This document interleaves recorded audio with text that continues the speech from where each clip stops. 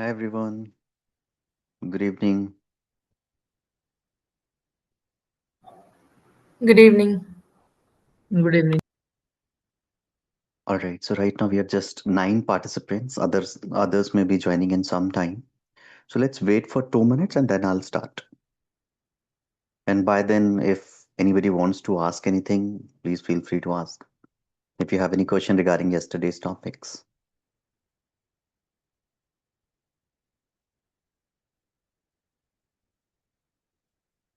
Sir, I have one doubt. Yes, Shivank. Sir, like yesterday we have studied about GR&R and we have seen the sampling. Like we need to do some samples, trial run, and then do the Hmm. GR&R.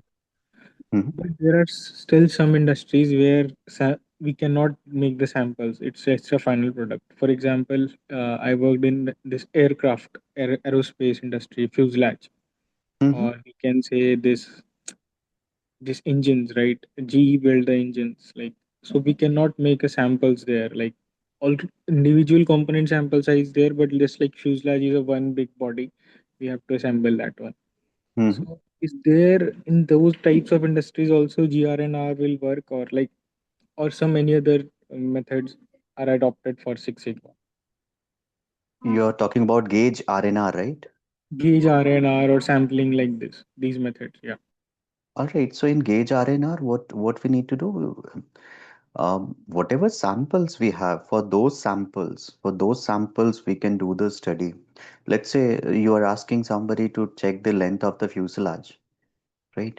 Or let's say the material you are using for fuselage outer body. So somebody needs to check the diameter. So somebody who is checking the diameter, their measurement should be correct, right? So you will ask them to repeat their measurements. You will ask multiple people to check the diameter. Let's say there is a metal sheet, let's say aluminum sheet, and they are checking the diameter.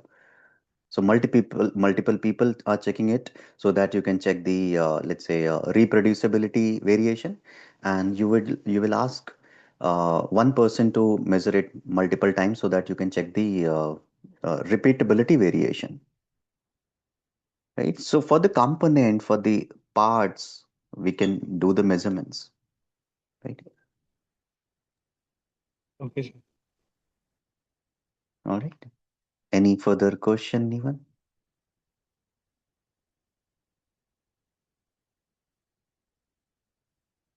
All right. No. All right. So now let's begin with today's topics. So the first topic that we are going to discuss today is process capability. So in measure phase, process capability is the deliverable, right? So we need to calculate the process capability with the collected data. So let's discuss that. Anybody who can explain what is process capability? What do you understand by it? Process capability. So for baseline performance, we need to calculate process capability. What do you understand by it? Process capability. So like Any how much capable our process is to produce the products within the customer limits. with respect to customers limits or customer specification limit or customer expectations. Correct. Correct. So capability. Process capability means it is reproducible and consistent. Means throughout the span of the process, it gives the consistent result. All right. Any other thought, anyone? The ability of any process to deliver the targeted results or the target set by the organization. All right. So targets set by organization or targets given by the client or expectations of the customer. So we need to meet those expectations. Correct. Correct. So I'm going to share my screen. I will explain it with some example. Let's say there is a client. There is a client. You are pursuing some client to secure some project. So client says, I'm ready to give you the project, but tell me whether you can meet the target for turnaround time. And the target is let's say target is for turnaround time, target is less than 20 minutes. So client is saying, I'm ready to give you the uh, contract or project, but promise me that you will keep your turnaround time below 20. Can you do that? Right? Can you keep the turnaround time below 20? That means client is asking about your capability, right? So by giving you some specification limit, they are asking about your capability, process capability. Can you keep the turnaround time of your process below this limit? That is your process capability. Now, before you can commit anything to the client that you are going to meet the target or you are not going to meet the target, before telling anything to the client, you would look at your current performance. Based on your current performance data only, you will make any promise, right?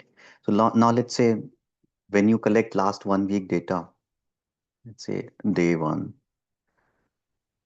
day two, three, four, five, six, seven. Let's say last 7 days data, for 1 week data you have collected. And based on that, you are going to make your commitment to the client. So let's say day one, your turnaround time was, let's say 19 minutes. Day two, it was 100 minutes. Day three, it was only 2 minutes. Then 50 minutes, 200 minutes, only 1 minute, then 5 minutes.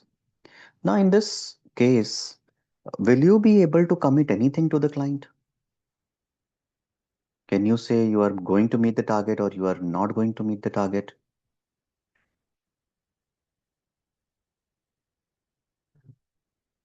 Will you be able to commit No, anything? No, right? Because of too no. much variation. The process is not stable, right? Process is not stable. There is too much variation in the process, so you cannot commit anything. You can't even say you are not going to meet the target.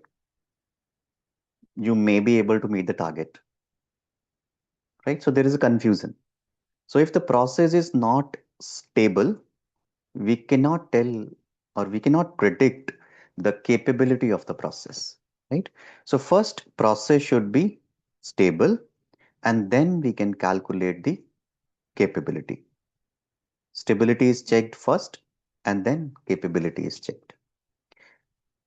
Now let's discuss how to check stability of the process.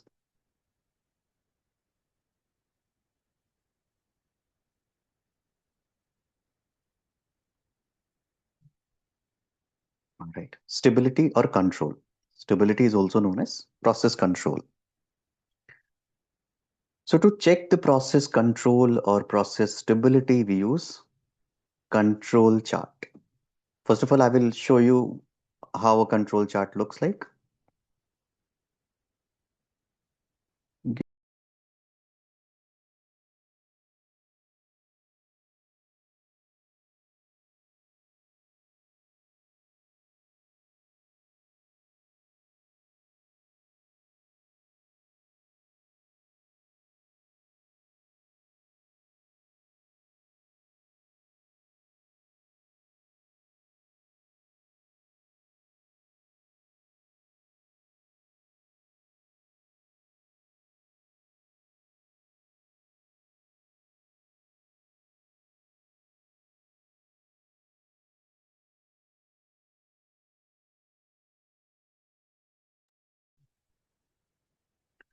All right, so I'll show you how a control chart looks like. So this is how control chart looks like.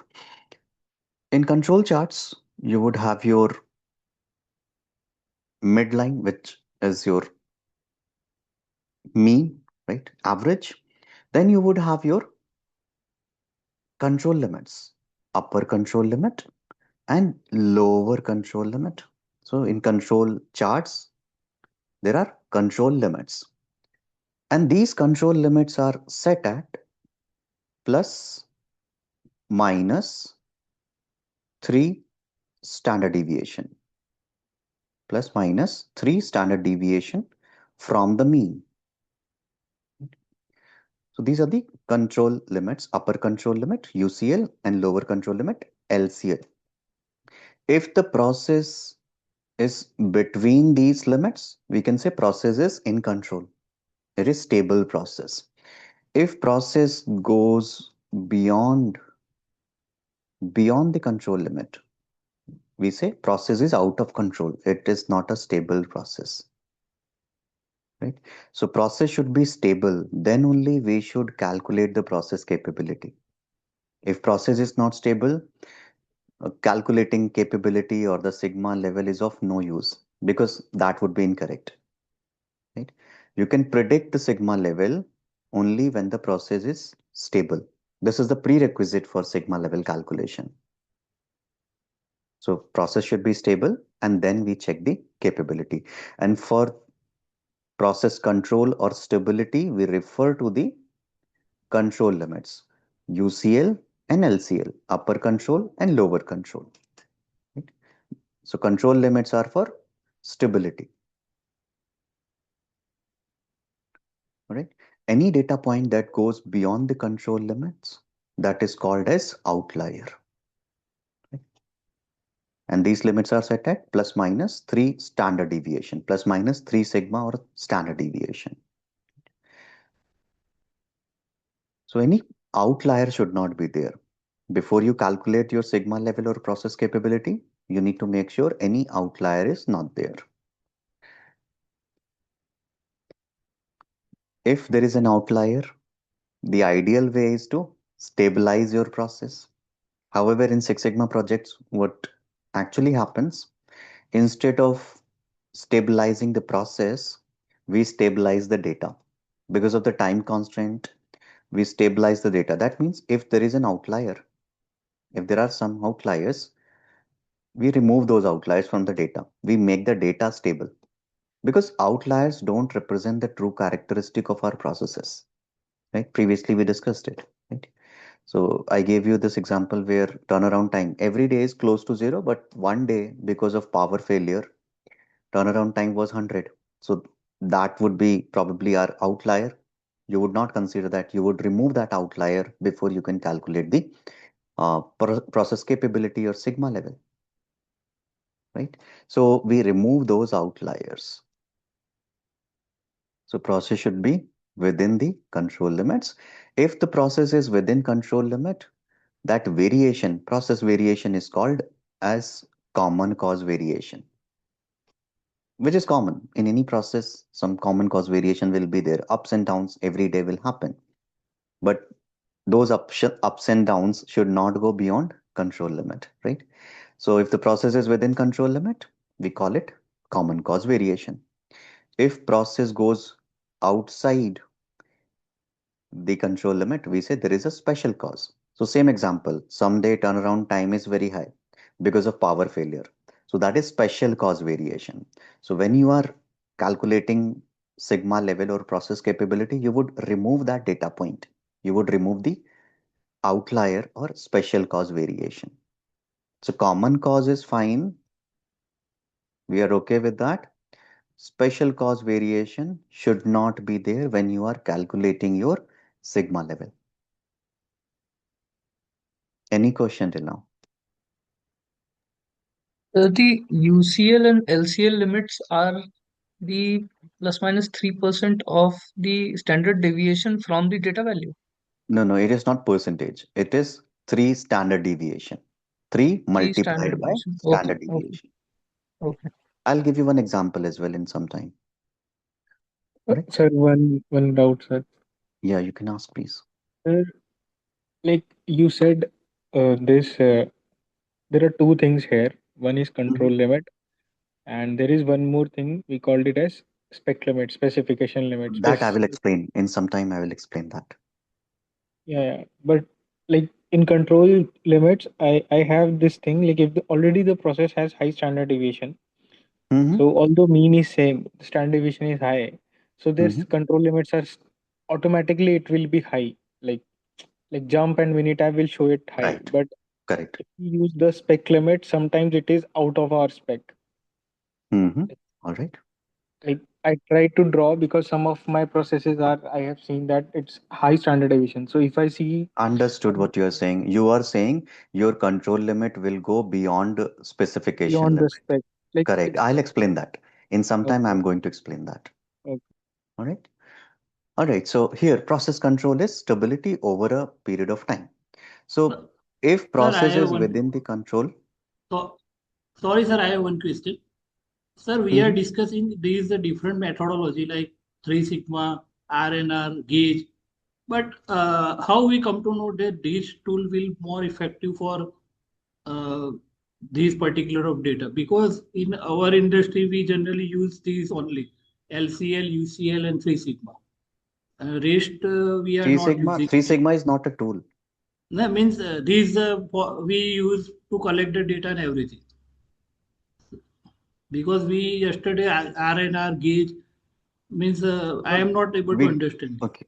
Okay, so for every tool, there is a different purpose. So yesterday we discussed about the gauge RNR. There is a different purpose for gauge RNR. Here we are going to calculate the sigma level. With the gauge RNR, we don't calculate the sigma level. So if let's say for certain product you are going to measure weight, you will not get confused with temperature, right? You will not calculate temperature. You want weight, right? So similarly here, tools are different for different purposes, right? So if you want to check the validity of your measurement system, you will do gauge RNR. If you want to calculate process capability or sigma level, you will use these methods, right? Okay. All right. Thank you. So different tools have different purposes. Based on the purpose, based on the objective, what you want to achieve, based on that, you will select the tool, right? All right, so let's discuss the method to calculate sigma level and then I will take your questions, everyone. All right, so here process control. Process control is stability over a period of time. So if the process is within the control limits, we can predict regarding the future, right? We can predict that in 1 million products, how many are going to be defectives. That's a kind of prediction only. We say that in Six Sigma processes, if we produce 1 million products, only 3.4 are going to be defectives. That's a kind of prediction. So if process is in control, then only we can do the prediction. If process is out of control, we should not do the prediction because that prediction is going to be incorrect. So that's why process should be stable first, and then we can calculate the process capability.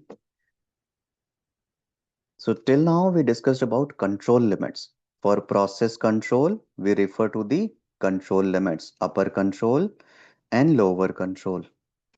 For process capability, we refer to a different limit, and that limit is specification limit. Specification limit is based on customer expectations. It is not based on the data.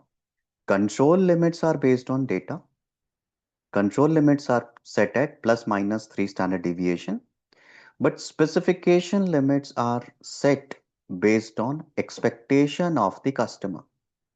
I'll give you a few examples for this. Let's say client says temperature of the server room should be between 14 degrees Celsius and 18 degrees Celsius. So irrespective of what your current performance is, these are specification limits because this is the expectation of the customer or the client.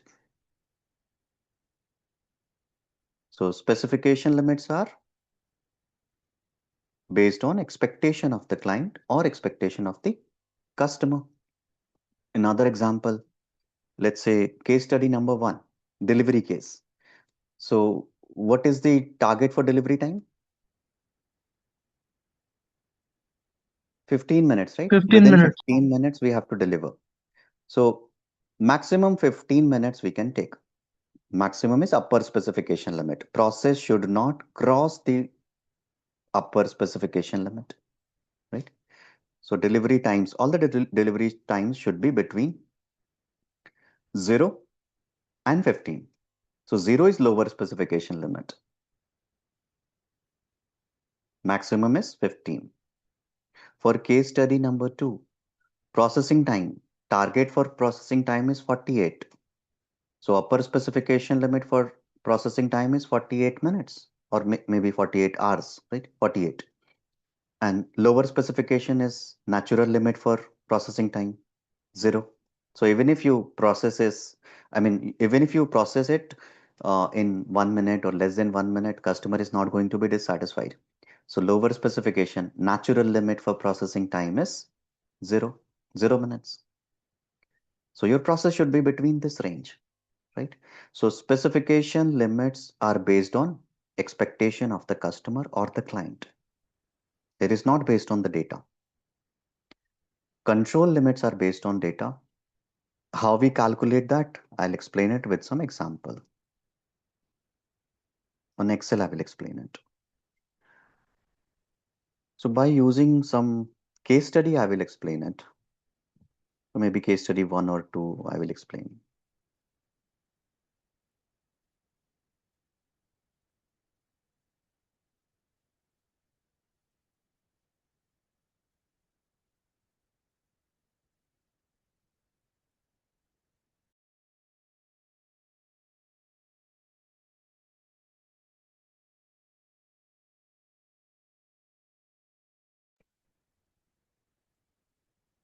All right, so I'm going to share my screen now.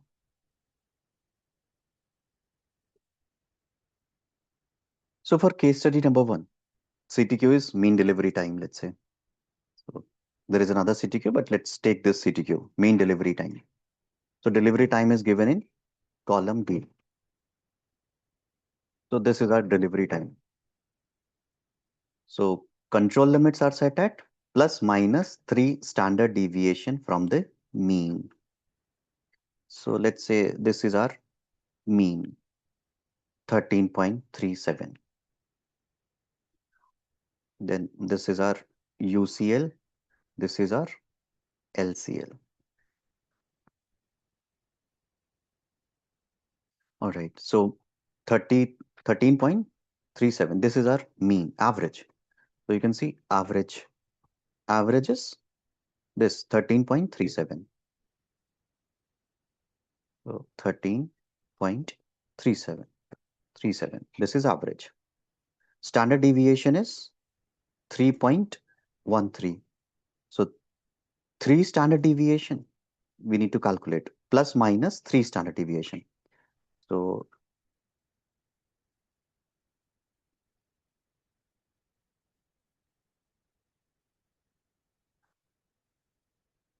standard deviation is this much. So 3 standard deviation will be standard deviation multiplied by 3, 9.38. So UCL and LCL we are going to calculate. So UCL will be mean plus 3 standard deviation, 22.75. LCL will be mean minus 3 standard deviation. So mean minus 3 standard deviation, 3.99. This is how we can define our UCL and LCL. So these control limits are set at plus minus 3 standard deviation limit. Now there was another question. Question was that what if our control limits are going beyond this specification limit? So that's a good question. What if it happens? So let's say it is happening in our process. So client says, or let's say customers have this expectation that you are going to deliver within 15 minutes, right? So it is true for this case, right? So 15 minutes. Now what we need to do here? So this is our USL. Just a moment. This is our USL, upper specification limit. So USL is 15, right? So our control limit is going beyond the USL. So control limit should be closer. Actually, what happens? USL would be our external target. right? For the client or the customer, this is the target, right?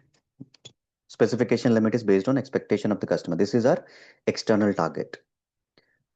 When you give your target to your team, you don't give the same target to your team. Let's say your client is saying, I want 90% accuracy.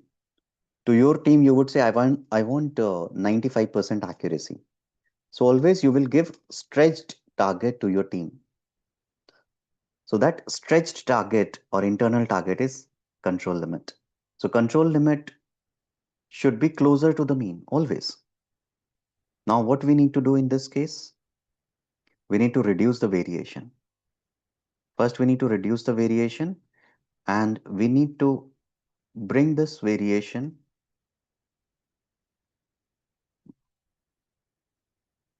below USL.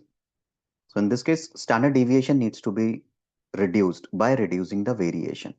So here we should have our UCL.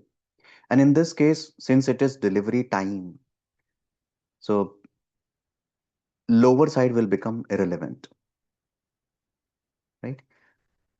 Lower side will be irrelevant because even if you deliver in 1 minute, there is no issue, right? In some cases, both sides may be relevant. I hope I have answered. So if control limit is going beyond the specification limit, reduce your variation, bring it closer to the mean. So I'll tell you the hierarchy as well. What should be the hierarchy here? Okay. So let's say this is our process curve, UCL, LCL, right? UCL, LCL. So control limits should be closer to the mean, USL, upper specification limit, and lower specification limit. This should be the hierarchy. And this is our process mean, X bar. This should be the hierarchy. Always control limit should be closer to the mean. It should be between mean and the specification limit. Any further question, anyone?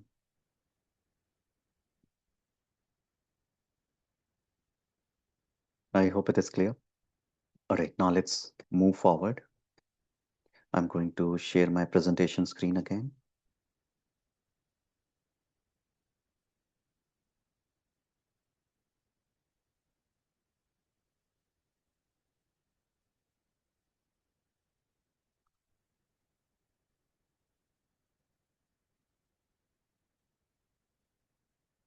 All right. So always remember these two limits are different, right? Control limit is different than specification limits, right? Control limits are for process stability, and then specification limits are for process capability. These two limits are different. Control limits are based on process data, process variation or standard deviation. Then specification limits are based on expectation of the customer or the client. Now let's move forward.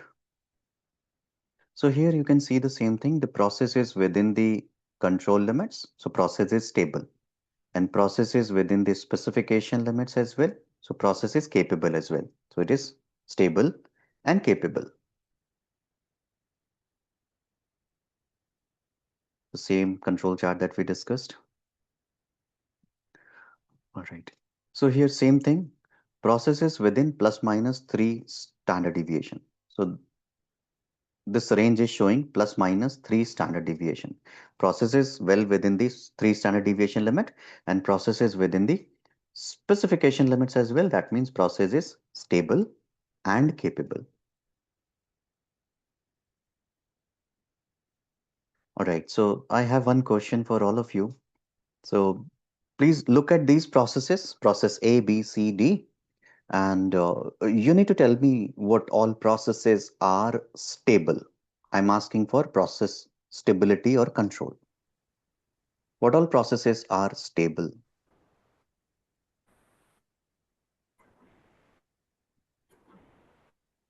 P is stable. Any other thought, anyone? Sir, we did not use here. You did not show the control limits. You showed LSL, USL. So if I just use LSL, because stability can be checked by using the control limits, Correct? right? So if there is a control limit, then I can see it's a in a control. But because as uh, like but by interpretation one can judge, like just like a D and CD, the control limits are obviously shifted towards the right side of this chart. So obviously Mhm. like C and D are not a stable process, but A and B are might be the stable, might be the A we cannot stay still, but B is a Mhm. stable process. Like A still we don't know where the control limits are, might be outside the USL LSL. But in C and D, obviously the control limits are outside the LSL USL. All right, so control limits are not present here. That's correct. So without control limits, we cannot say whether these processes are stable or not, right? We cannot assume, right? We cannot tell whether these processes are stable or not because we don't have LCL and UCL, right? LCL and UCL we don't have here. So without that, we cannot tell whether these processes are in control or stable or not. So always remember these two limits are different. Control limit is for stability and then specification limits, USL and LSL. These are for capability. Right? We have to have control limits to check this stability. Without that, we cannot check. Any question here?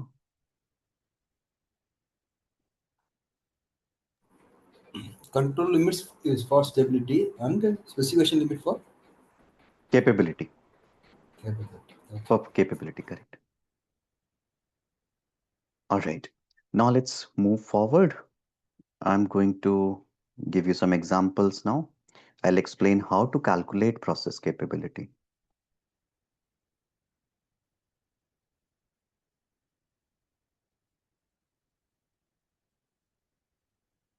I'm going to share my screen now for process capability.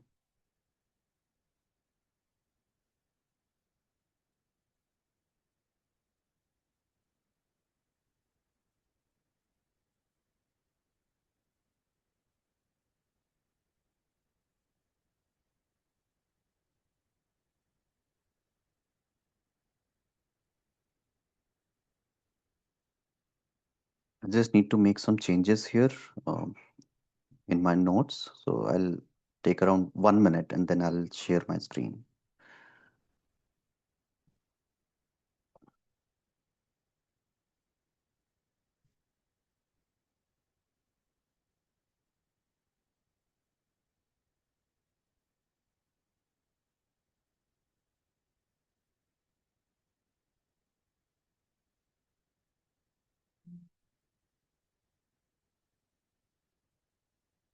All right, so now I'm going to share my screen.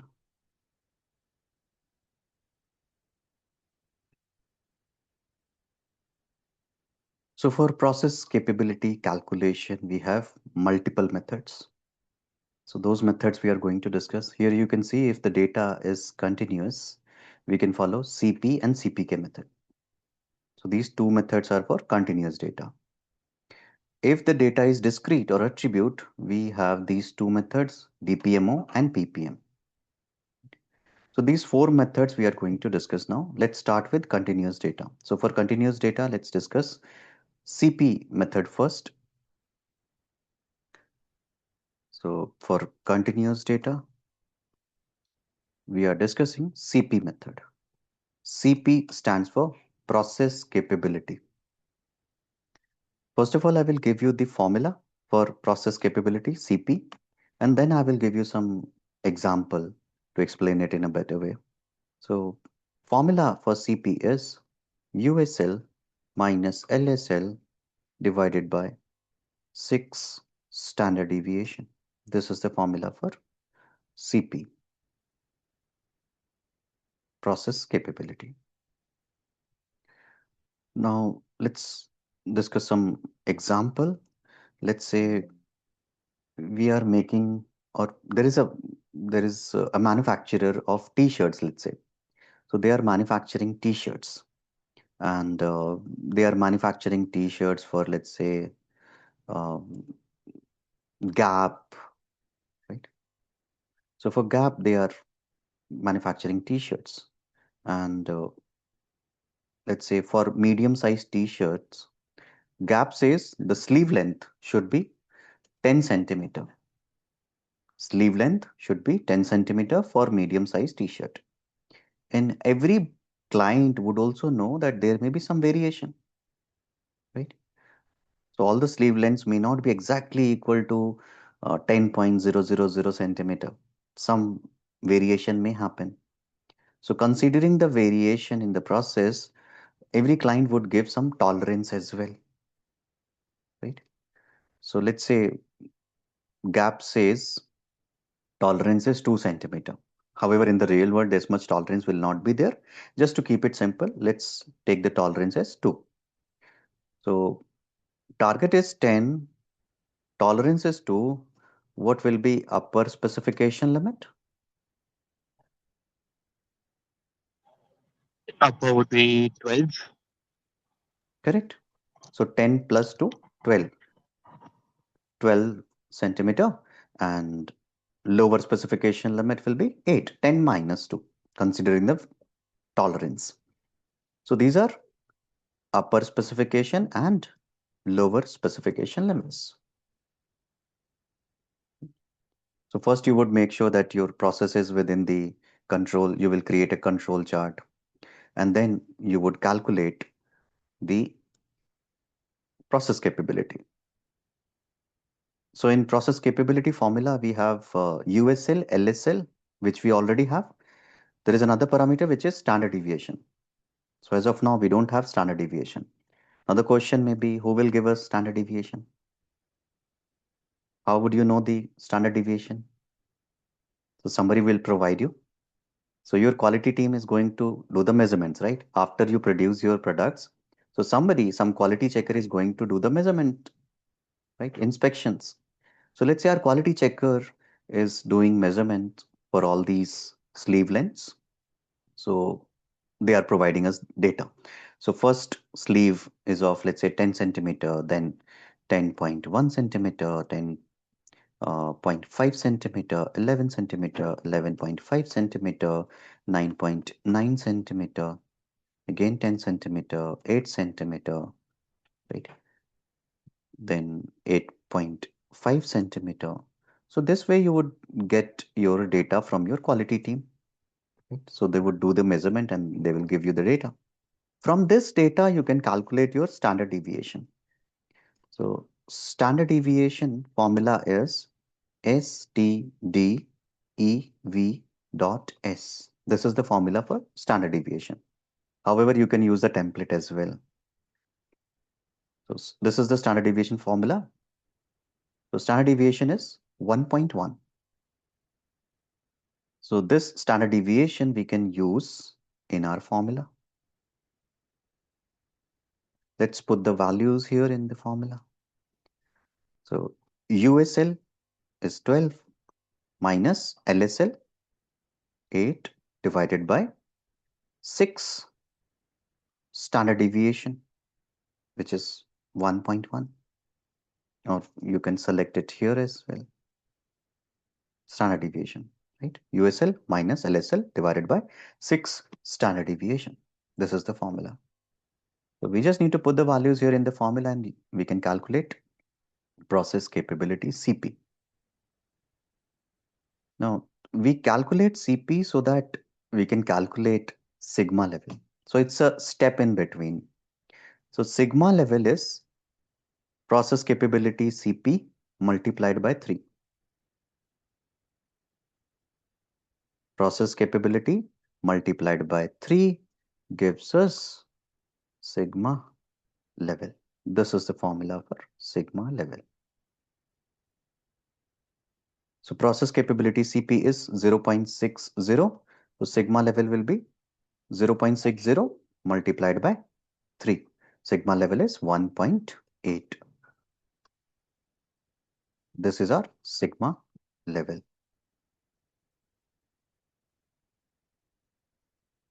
So by following CP method, this is how you can just put the values in the formula and you can calculate CP and then sigma level by multiplying CP by 3. Any question here? Gaurav, so we just found that the sigma level is 1.8, but what do we infer from this? Okay, what do we infer from this? That I'm going to explain. Give me just one moment. All right. So sigma level is 1.8. Okay.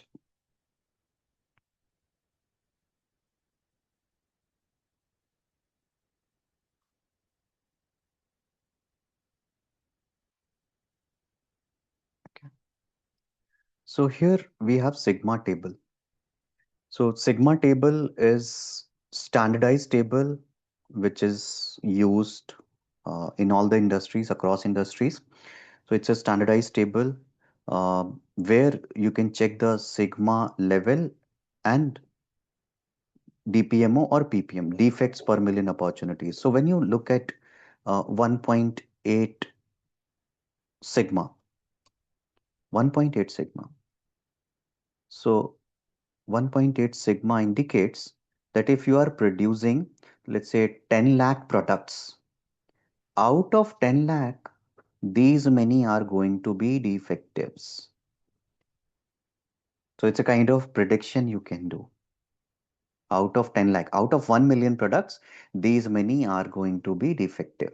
So 3,82,089 products are going to be defectives in 10 lakhs. So this is the significance of sigma. It's a kind of assurance you give to your client or commitment to the client. So when you say in 10 lakh products, only 3.4 are going to be defectives. So for Six Sigma process. So for Six Sigma process, you can see here. So when you tell your client that in 1 million products, only 3.4 are going to be defectives, that's a kind of assurance you are giving to the client regarding quality. So sigma level is assurance or commitment of quality.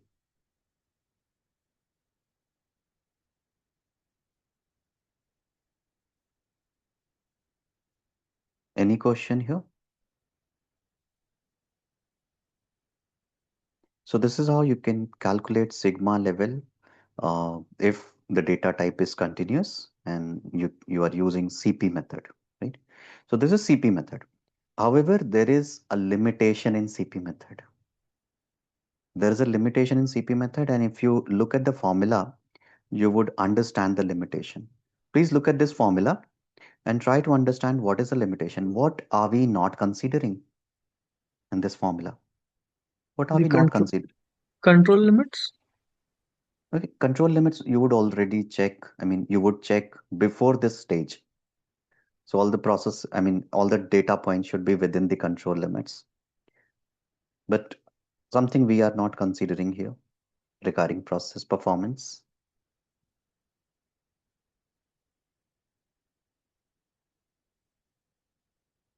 It's a process target part, sir. Like process can be shifted towards anywhere, left, right.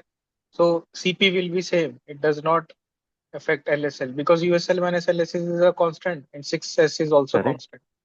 So Correct? constant by constant is always we'll get a constant number.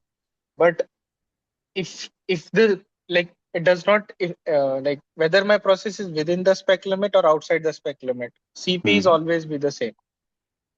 So that is the like issue in this CP method. So that's why we All cannot right. use this. So you are correct regarding the process shift.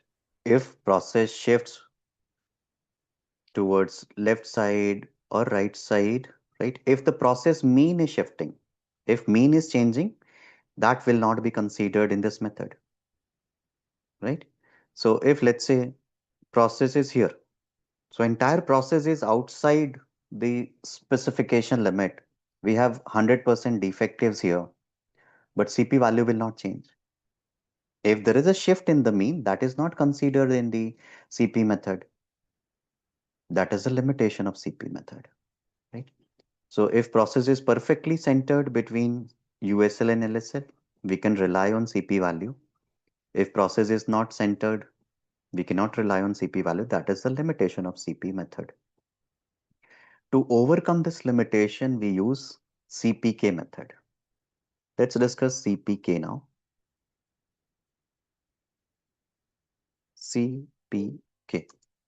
CPK stands for Process Capability Index.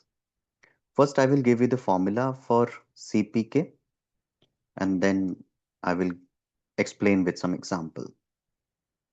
So CPK is minimum of CPK upper and CPK lower.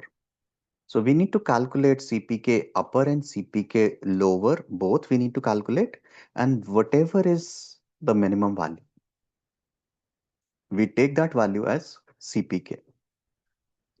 So I'll give you formula for CPK upper and CPK lower now. Formula for CPK upper is USL minus mean or average divided by 3 standard deviation. So since we are considering just one side of the bell-shaped curve from mean to upper specification, so that's why we are dividing it by only 3 standard deviation. For CP, we consider both sides, LSL and USL. That's why we divided by 3 standard deviation. CPK lower is mean minus LSL divided by 3 standard deviation. This is the formula for CPK lower. So we just need to put the values here in CPK upper formula and CPK lower formula, whichever gives us minimum value. That minimum value is called CPK, Process Capability Index. So for the same example, I will calculate CPK.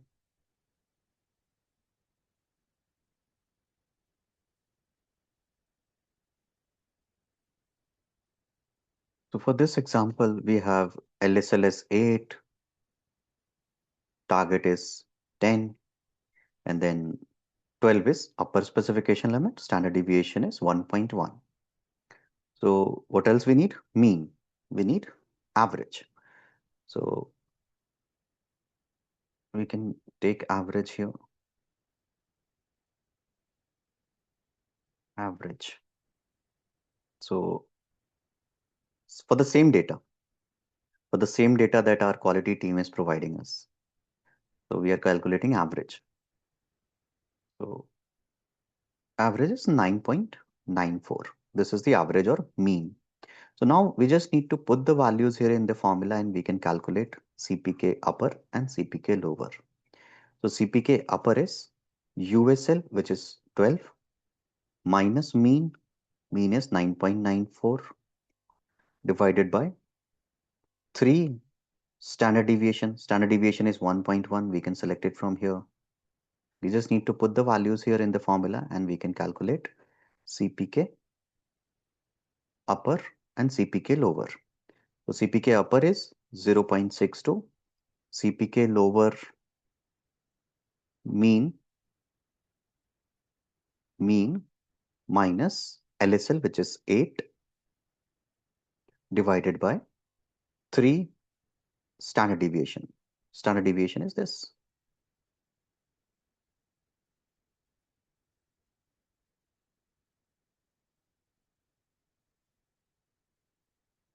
Right. So we have CPK upper and CPK lower. Whichever is the minimum value, we take that value as CPK. So out of these two values, 0.59 is the minimum. Out of these two, 0.59 is minimum. So this is our CPK value. This is our process capability index. This is CPK 0.59. And whatever is the CPK, you can multiply it by 3 to get the sigma level. This is our sigma level for this process. So because of the limitation of CP method, sigma level we are going to calculate by using CPK, right? CP does not consider the process shift, process mean. This is how we can calculate sigma level if the data is continuous type. Any question here?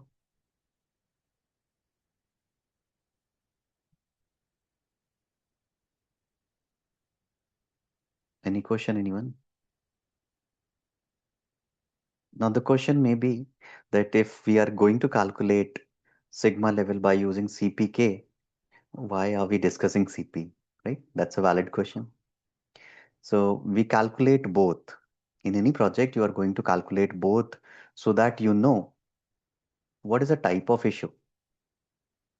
So whenever CP minus CPK is some value, whenever or in other way, so whenever CPK is less than CP, if CPK is less than CP, it means process is not perfectly aligned or centered. If CP minus CPK or CPK is less than CP, process is not perfectly aligned or centered. This is the inference. So that's why we need CP and CPK both. Now I'll explain regarding this alignment as well. So alignment is where process is perfectly centered between LSL and USL. That is alignment, right? It is centered. In any Six Sigma projects, actually there can be two types of issues. By comparing CP and CPK, we get to know what is the type of issue. So if CP and CPK both are equal, that means process is aligned with the target or process is centered. So if the process is centered, what you need to do? You need to reduce the variation. You need to reduce the variation. In Six Sigma projects, everybody says we reduce variation. We work on variation, right? So if you reduce the variation, that will fix your issue. That will reduce the error percentage or maybe defect percentage, rework percentage, right? So if process is aligned, process is centered, you can just reduce the variation and that will fix the issue.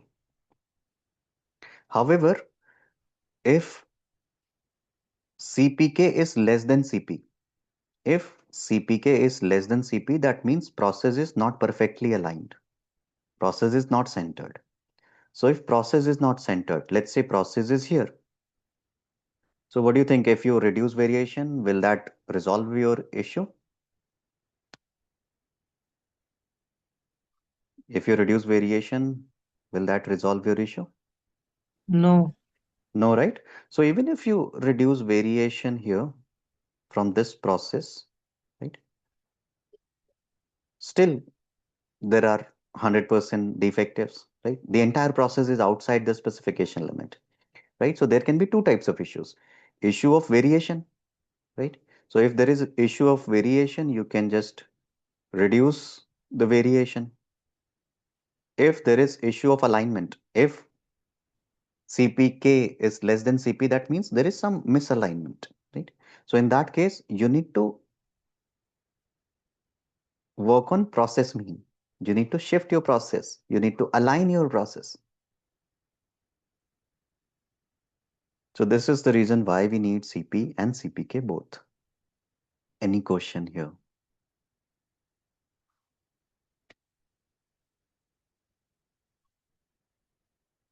Any question, anyone?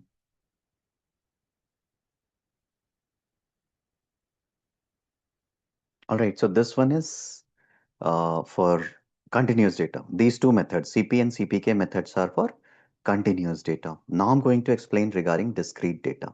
So if the data type is discrete or attribute, for attribute data, we have two methods, DPMO method and PPM method. So DPMO method is used when the data is for defects. PPM method is used when the data is for defectives. Now the question may be, what is the difference between DPMO and, sorry, defects and defectives? So anybody who can answer that? What is the difference between defects and defectives? Defect may be the type of variation there is, and Type the of defective variation. is the unit itself. Unit itself. All right. Correct. So defect is some anomaly in the product, some variation or some deviation in the product, or some non-compliance in your transaction or product, non-compliance in service, right? So that is a defect. Defective is the product or service which has some non-compliance or anomaly. I'll give you some example for this. Let's say a cell phone. If, let's say, screen of the cell phone is broken, that's a defect. If microphone is not working, that's a defect. And cell phone which has these defects, that cell phone is called defective. So defective is a unit which has one or multiple defects. Or let's say shirt. If button is missing, that's a defect. And that shirt is called defective. So defective is a unit or product which has one or multiple defects. Defect is some anomaly, some deviation or non-compliance. Any question here?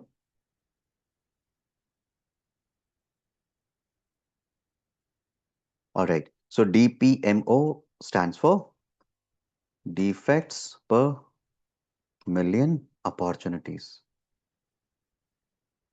PPM is known as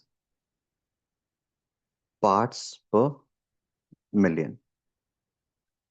First, we are going to discuss DPMO.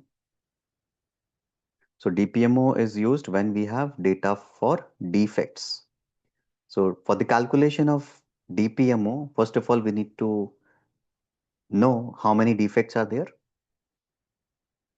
Number of defects we need to know.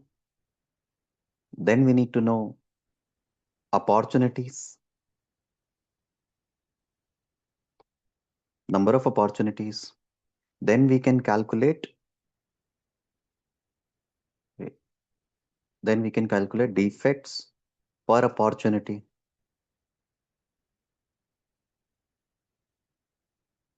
Defects per opportunity. Defects in one opportunity. So in 1 million opportunities multiplied by 1 million. That gives us DPMO. I'll give you some example as well for this.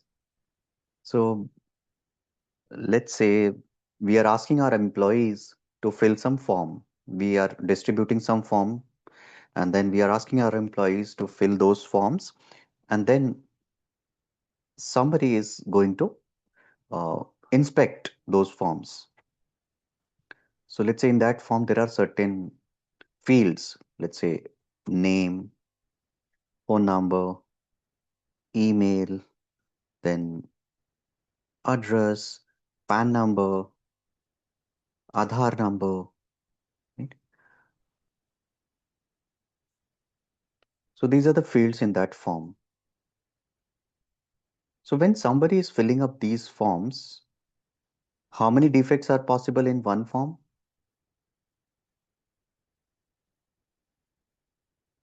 In one form, how many defects are possible? 6 defects.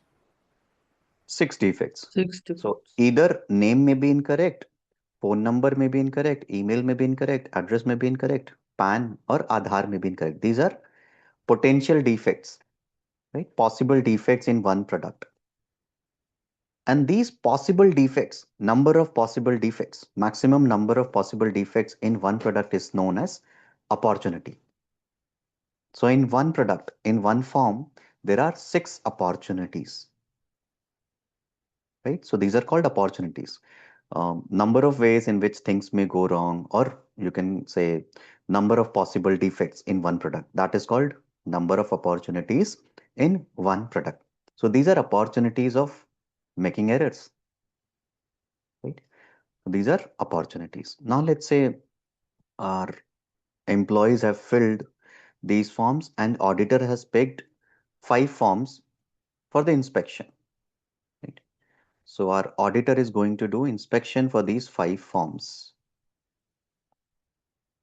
So let's say when our auditor is inspecting first form, he identifies that email is incorrect. Let's say in second form, there is nothing wrong. In third form, let's say PAN number is incorrect.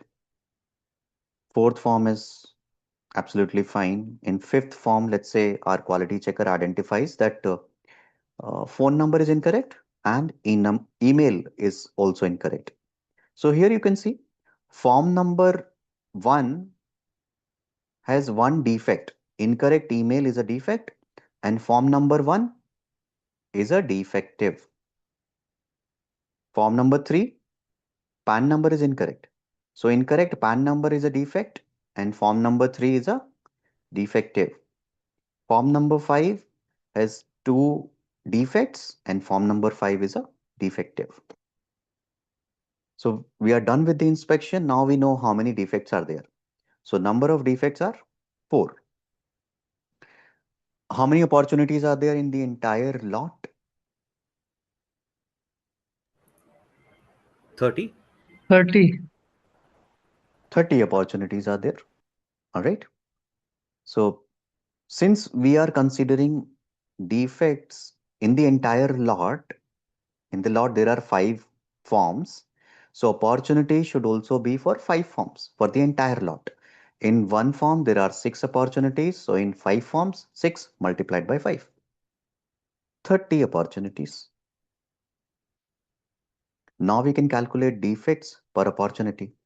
So number of defects divided by number of opportunities. This is defects per opportunity, DPO.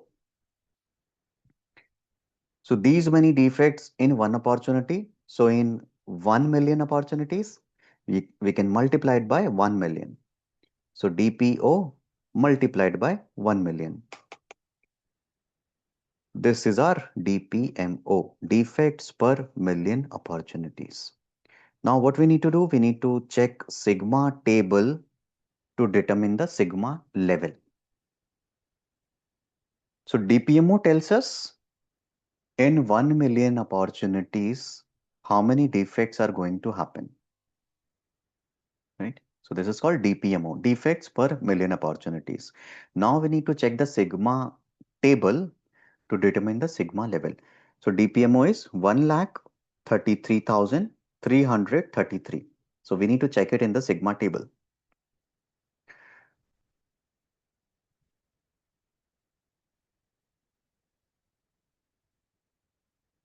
All right, 1,33,333.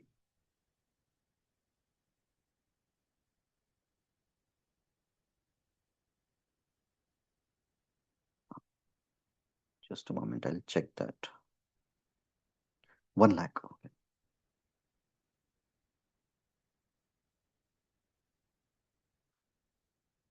Okay. So you also have this particular sigma table. You can refer to it. So please check what is the sigma level. 1,33,333. What will be the sigma level?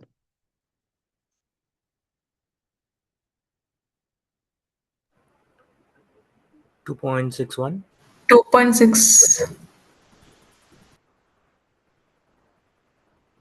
All right. So up to 1,31,357, it is 2.62. But in our DPMO, it is 1,33,000. So it will fall into the next bracket. So the sigma level is 2.61. This is our sigma level. 2.61. Correct sigma level is 2.61. 1,33,333. And up to 1,33,500, it will be 2.61. As soon it goes beyond this value, it will fall into the next bracket. This is how we can check the sigma level. And this table for sigma level is same for DPMO and PPM. So don't worry about that. It is same. Table is same. Any question here?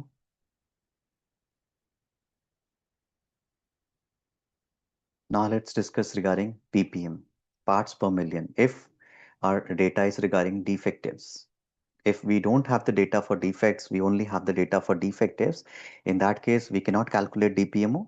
So in that case we have to calculate ppm, parts per million. Now let's discuss how to calculate it.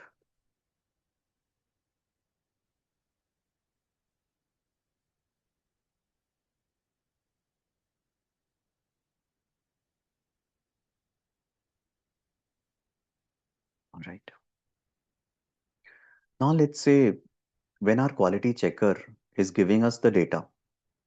So quality checker is just inspecting and telling us that these forms are okay, these are not okay, these are rejected. Let's say our quality checker is not telling us these defects. So we are not getting this data. Let's say quality checker is doing inspection and he's saying form number 1 is rejected, form number 3 is rejected, form number 5 is also rejected, form number 2 is pass, and form number 4 is also pass.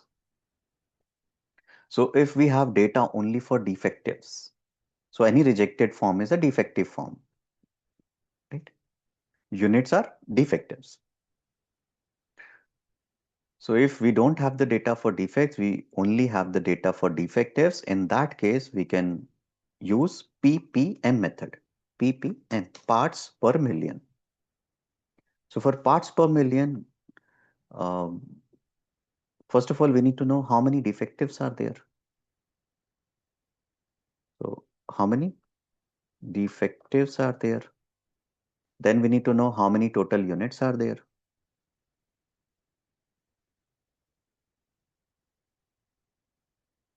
Units. Then we can calculate DPU. DPU stands for defectives per unit. Defectives divided by units. So these many defectives in one unit. So in 1 million units, so multiply it by 1 million. That gives us parts per million. So we just need to calculate with these defectives. So there are 3 defectives, right? So after inspection, we know form number 1, 3 and 5. These are defectives. 3 forms are defectives. Total units are 5. Now we can calculate defectives per unit. So number of defectives divided by total units. So this is our DPU, defectives per unit. If we multiply it by 1 million, that gives us ppm, parts per million. Defectives per unit multiplied by 1 million. So 6 lakhs is our ppm. Now we can check the sigma table for ppm. So let's check the sigma table here. 6 lakhs. So for 6 lakhs, what will be the sigma level? Please check. 6 lakhs.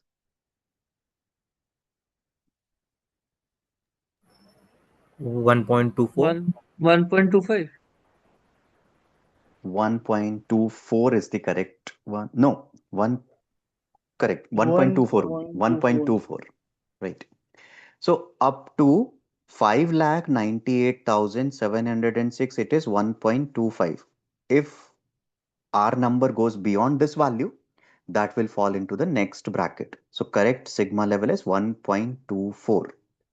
This is our sigma level, 1.24. 1.24 is the correct sigma level. Any question here?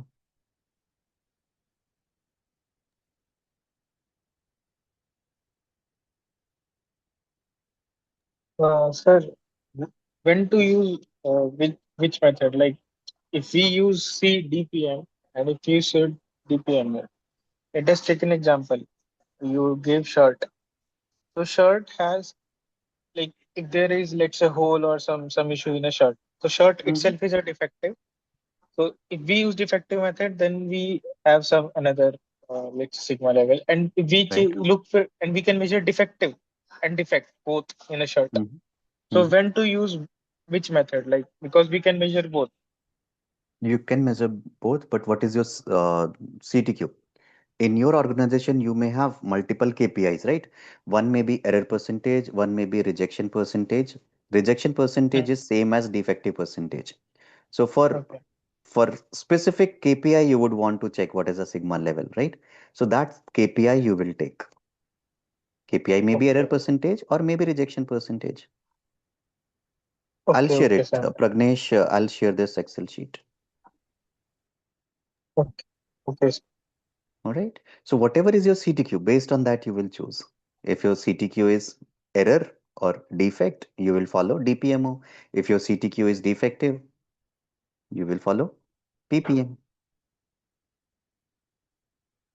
I'll give you another example for this to remove any confusion. All right. Let's say there is a manufacturing firm where they are producing light bulbs. So they are producing light bulbs and somebody is going to do audit, somebody is going to do inspection for those light bulbs. So let's say for those light bulbs, there are cartons, right?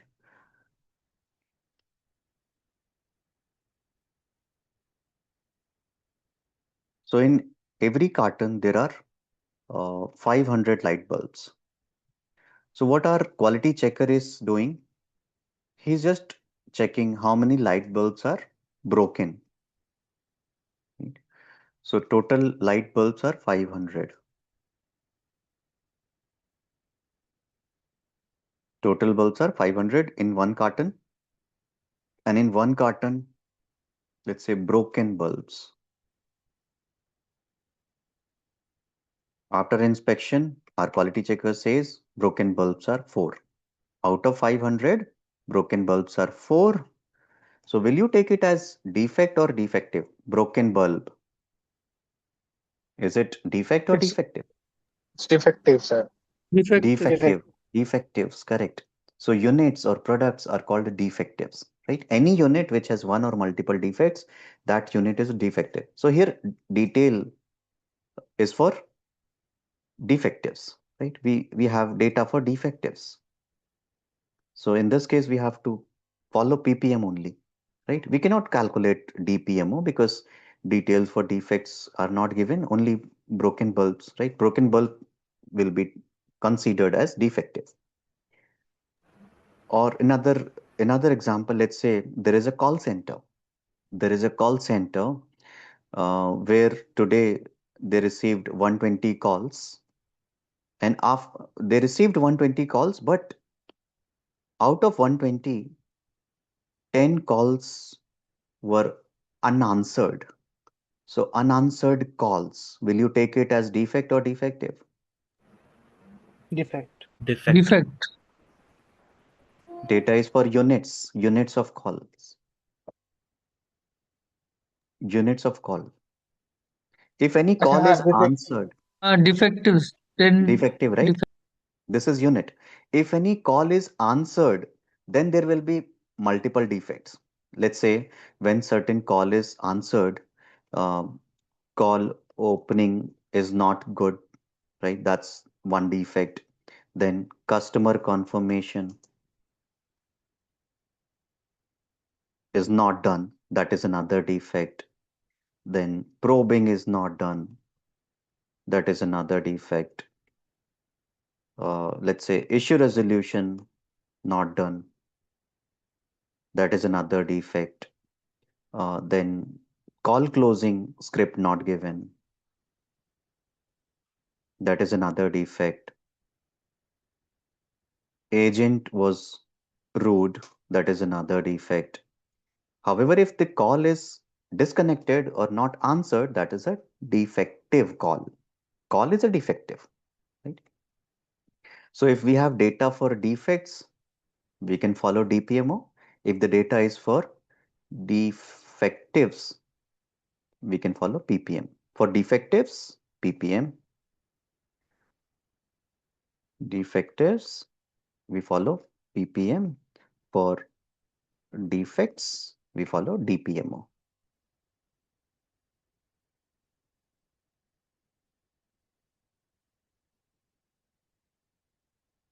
Any question here?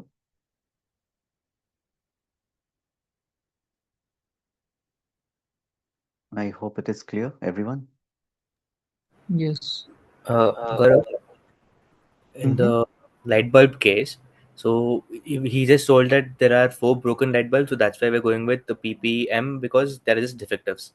But These are let's say defectives. we get a data saying that the filament is broken in maybe 3 light bulbs, and maybe the screws are loose on 5 light bulbs, then they would become defects, and then we can go for Defects. PPM on that. Correct, correct. All Correct. right, got it.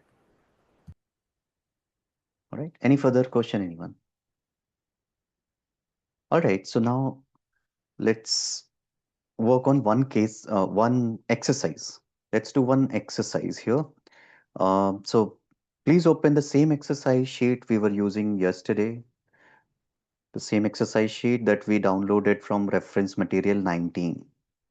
And also you can use calculator, but later on, right? First, I want you to do the calculation manually so that you know it, right? Later on, calculator you can use or Gen AI you can use. Don't use it right now. All right. So please open this reference material 19 exercise sheet. Same sheet we were using yesterday. Name of the sheet is reference data Power BI exercise LSSGB.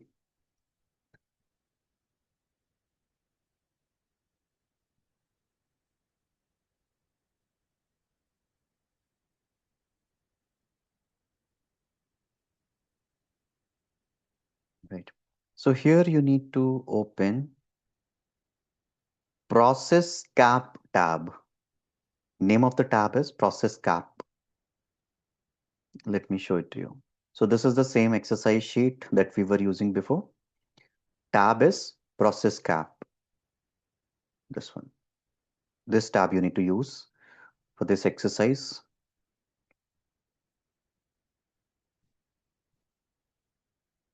I'll first explain, and same steps you can also do on your systems. Once it is open, please let me know.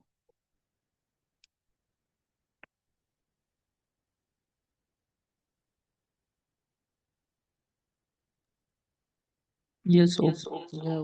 Open? All right.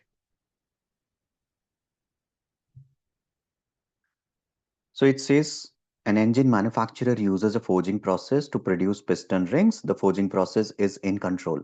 So in the exercise, it is also already mentioned that process is in control. We don't have to create a control chart. Process is in control. And now the quality engineers want to assess the process capability. We need to calculate the process capability. They collect 25 samples of 5 piston rings. The specification limits for piston rings diameter are 74 plus minus 0.05. So 74 is target. Target is 74. What will be USL?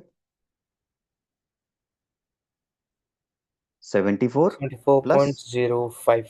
0.05. 74.05. LSL will be 74 minus 0.05. So 73.95. So this is how we can determine the specification limits. Now we need to calculate process capability, right? So will you follow CP/CPK or DPMO or PPM? Which method are we going to follow?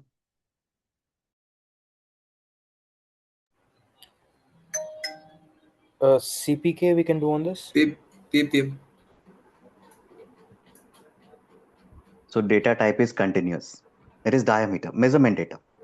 Measurement data is continuous data. For continuous data, we can follow CP CPK, and CPK.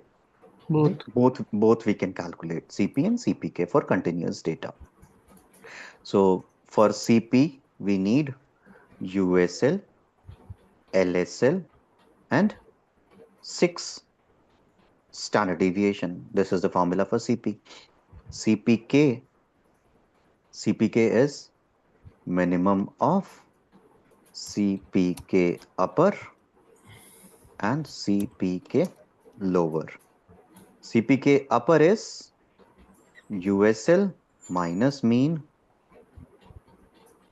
divided by 3 standard deviation. CPK lower is mean minus LSL divided by 3 standard deviation. So we just need to put the values here in the formula and we can calculate CP and CPK. CP and CPK. So for the formulas, we need mean and the standard deviation, right? So let's calculate mean and standard deviation.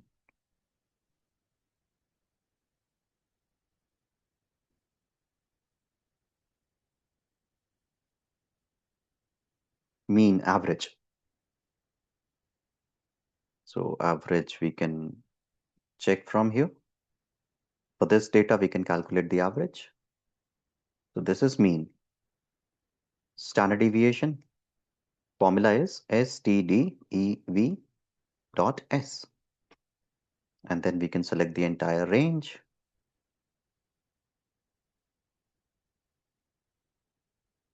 So standard deviation is this, mean is this. We just need to put the values here in the formula. So CP is USL minus LSL divided by 6 standard deviation. Standard deviation we have calculated. So this is our CP value. Now CPK upper. CPK upper is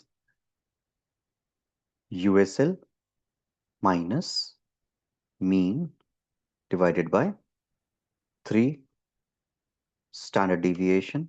Standard deviation is this. Just bracket. Please take care of brackets. So this is CPK upper. CPK lower will be mean minus LSL divided by 3 standard deviation. This is our standard deviation. We just need to put the values here and we can calculate CPK upper and CPK lower. Whichever is the minimum value, we take that value as CPK. So the minimum value is this 1.59. So up to 2 decimals we can take it. Just a moment. Okay, so this one is CPK. The minimum value. Minimum value is CPK. This is our CPK. And sigma level will be CPK multiplied by 3. So 4.787, or you can round it off and then sigma level. This is sigma level. 4.79. This is the sigma level. This is how we can calculate CP, CPK, and then we can calculate sigma level. And CP and CPK both are not exactly same. That means process is not perfectly aligned. Process is not perfectly centered. Sigma level is this. Please do it on your systems, everyone. I'll take a pause for 1 minute and then we will discuss further.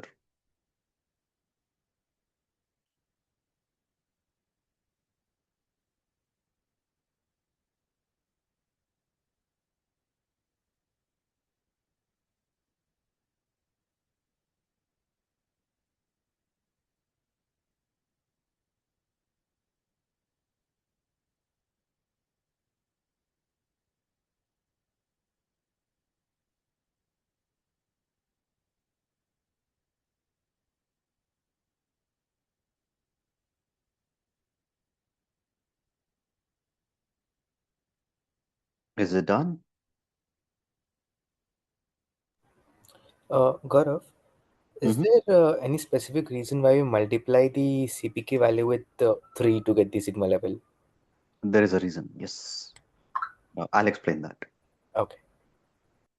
So I'm going to explain it later. Any other question, anyone? All right. So before explaining why we multiplied by 3, let's discuss uh, theoretically what is sigma level, right? So we have discussed how to calculate sigma level. Now let's discuss what is sigma level. So sigma level, by definition, just a moment, I'll share my screen and then I'll explain. Okay. Okay. Sigma level by definition is number of standard deviations we can fit between process mean and the specification limit on one side. Number of standard deviations we can fit between process mean and the specification limit on one side. That is called sigma level. So here you can see between process mean and between process mean and specification limit, we have 6 standard deviations. We are able to squeeze in or fit in 6 standard deviation. So sigma level is 6. If we are able to squeeze in or fit in only, let's say, 1 standard deviation or 2 standard deviation between process mean and specification, right? If let's say there is only 1 standard deviation between process mean and specification, so sigma level would be 1. On Excel as well, I'm going to explain with some numbers that will be uh, even more clear. Give me a moment, I'll explain it on Excel as well.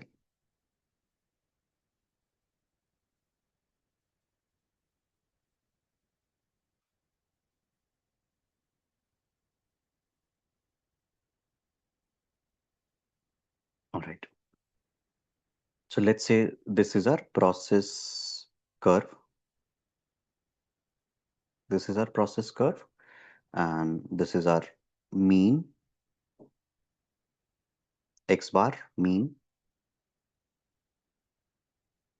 And here we have upper specification limit, upper specification limit. Let's say average or mean is, let's say 10, and USL is 15, not 15, let's say 25. USL is 25. Mean is 10, USL is 25. So what will be the range? Range between 10 and 25. What is the range?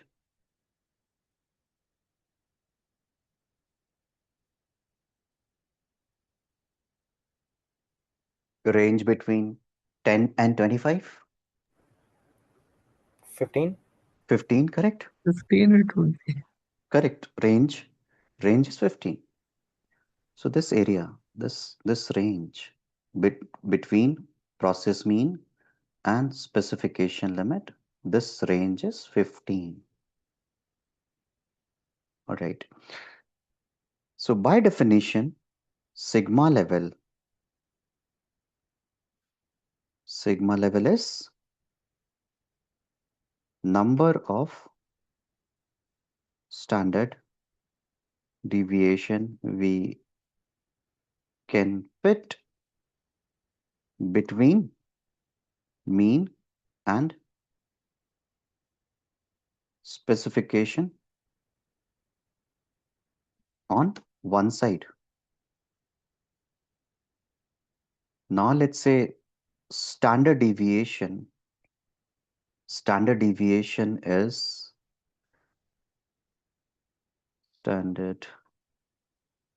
deviation, is, let's say, it is 5.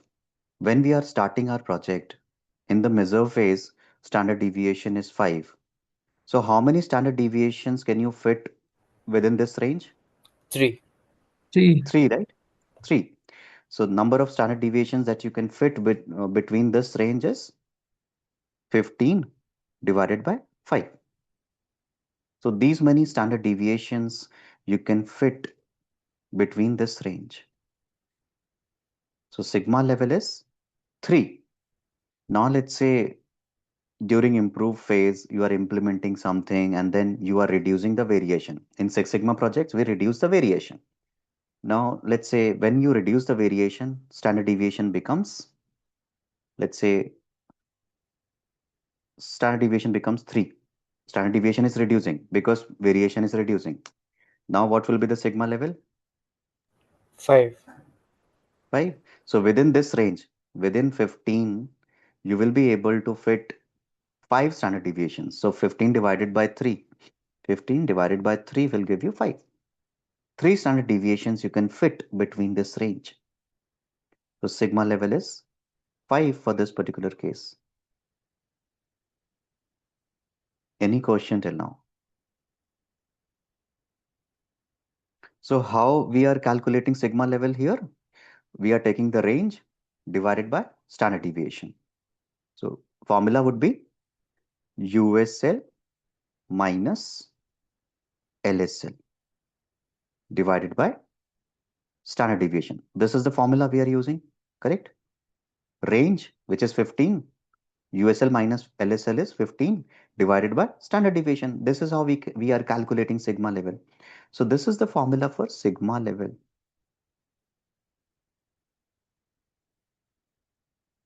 This is the formula for sigma level. And what is the formula for upper or CPK upper? CPK Mean upper. minus USL by 3 standard deviations. So USL minus CPK mean upper by is, sorry. USL minus mean by So USL minus this mean by is, 3 into ST.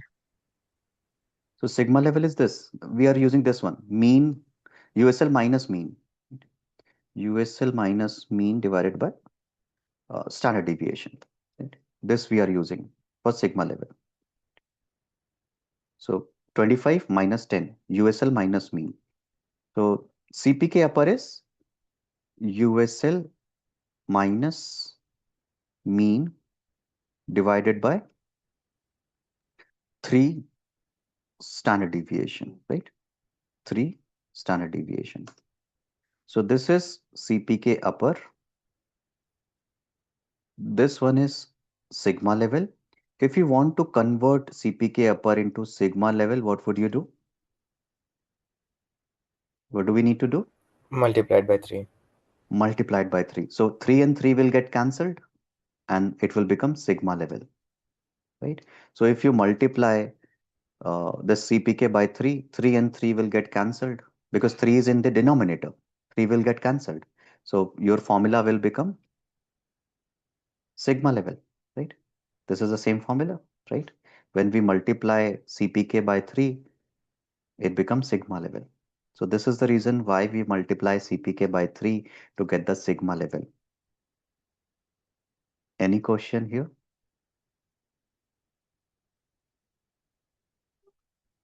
So sigma level is number of standard deviations we can fit between mean and the specification limit on one side. So if somebody is asking how many standard deviations will be there between your USL and LSL, what would be your answer? Double of the sigma level. Six. 6 matlab. 6 it would be. If process is running at 6 sigma level, how many standard deviations will be there between LSL and USL? 12. 12. In that case, there will be 12 standard deviations, six on one side. However, in some cases, left or right side may be irrelevant. Some side may be irrelevant in some cases. In some cases, both will be relevant. In some cases, left side will be relevant. In some cases, right side will be relevant. I'll give you some examples. So for case study number 1, upper specification limit is 15 for case study 1, delivery time, right? Upper specification is 15. Lower specification is 0. Will your process ever go beyond LSL in that case? No. No, right? No. So this side is irrelevant in that case, right? Sigma level will be calculated based on right hand side. And that's why we select minimum of CPK upper and CPK lower, right? Irrelevant side will give you very high CPK, right? Because there is zero probability of going outside. So CPK on that side will be very high. That's why we take minimum. Another example, let's say efficiency. Our CTQ is efficiency. Minimum efficiency is, let's say, 50%. 50%. LSL is 50%. What will be upper specification limit for efficiency? 100%. 100%, right? Correct. Yes. And there will be zero probability of going outside 100% efficiency, Yes. right? So right hand side becomes irrelevant in that case. So based on the process requirement, we have to judge which side is relevant, which side is irrelevant. And based on the relevant side only, we need to calculate the sigma level. Any question here, anyone? So the question is, if Mhm. we have a certain kind of process which is taking a shape of a graph, like the positively skewed or the negatively skewed one. Mhm. So is it good to go to calculate the sigma level there in those cases? Because the data values would be too much skewed on the right side if it is positively skewed, and to the same vice versa means. Okay, if one side is irrelevant in that case, Yeah, I'm asking that is it good to go to calculate the sigma levels if the process is taking the shape like the positively or the negatively skewed graphs? all right, all right. So if the data is skewed, in that case, what you would do, in that case, you will check the normality first, right? If data is normal, then there is no worry. You can use the same formula, right? Same method can be used. If data is non-normal, what you need to do, you need to identify the outliers by using box plot or control chart. You will identify the outliers, you will remove the outliers, and then you will check the normality, and then you will calculate the sigma level. However, in exceptional cases, it may be possible that data remains non-normal only, even after removing the outliers. So in that case, what happens? There are some specific methods for data transformation. So there are methods like Johnson's transformation, Box-Cox transformation. However, that is not a part of this green belt curriculum. So these transformations are part of black belt curriculum. But for reference, you can note down Johnson's transformation can be done. Box-Cox transformation can be done. And then you can calculate sigma level by following the same method. Means, sir, by using these transformation methods, we'll just convert the abnormal or the means removing the outliers, we'll convert the abnormal data into normal data, Normal and data, then normal we data. can calculate the sigma Correct, level. correct, correct. Okay. Okay. Any further question, anyone?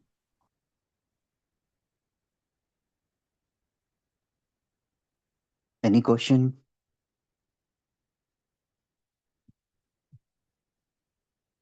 No? All right.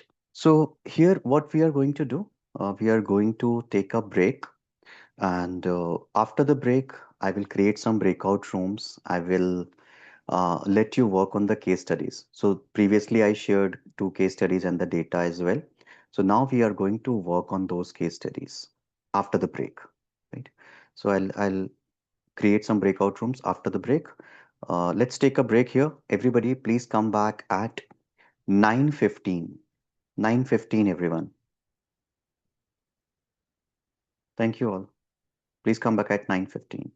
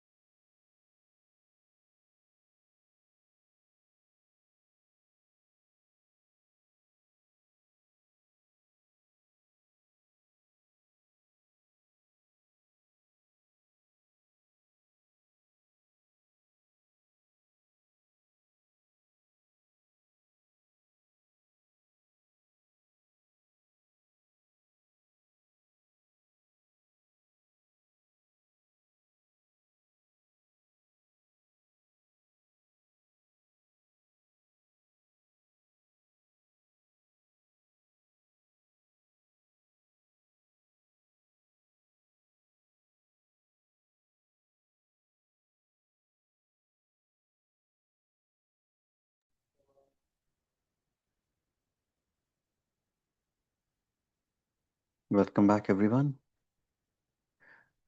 All right, so before the break, we discussed how to calculate process capability or sigma level, right?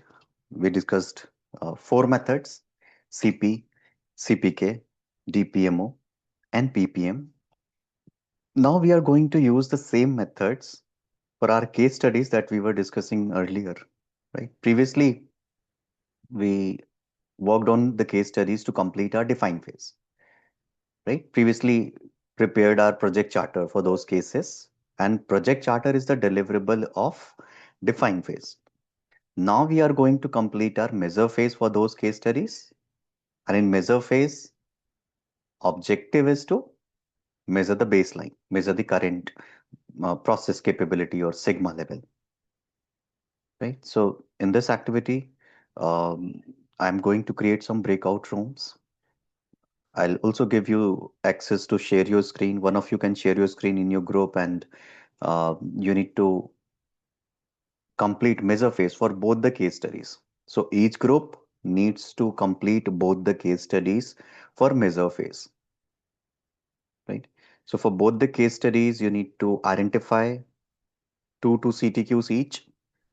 And for both the CTQs, you need to calculate the sigma level for both the case studies, right? So in this activity, you are going to calculate four sigma levels, right? Two sigma levels for each of these two case studies. So every case study has two CTQs. For both the case studies, you need to calculate sigma level for all CTQs. Any question here? Data I already shared. I will also show you the data once. You already have the data though. I'll show you what you need to do here, how you need to use the data. Mm, okay. So case study one. Both the case studies I will explain how you can use the data. So this is case study number one. For case study number one, first CTQ is delivery time. So column D has delivery time data. For delivery time, you need to calculate your process capability sigma level. Another CTQ is not on time delivery percentage. So not on time delivery percentage data is given in column E. So according to the data type, whether it is defect or defective, you need to calculate the DPMO or maybe PPM, and then sigma level you need to check. So this is case study number one. Please use this data, initial data.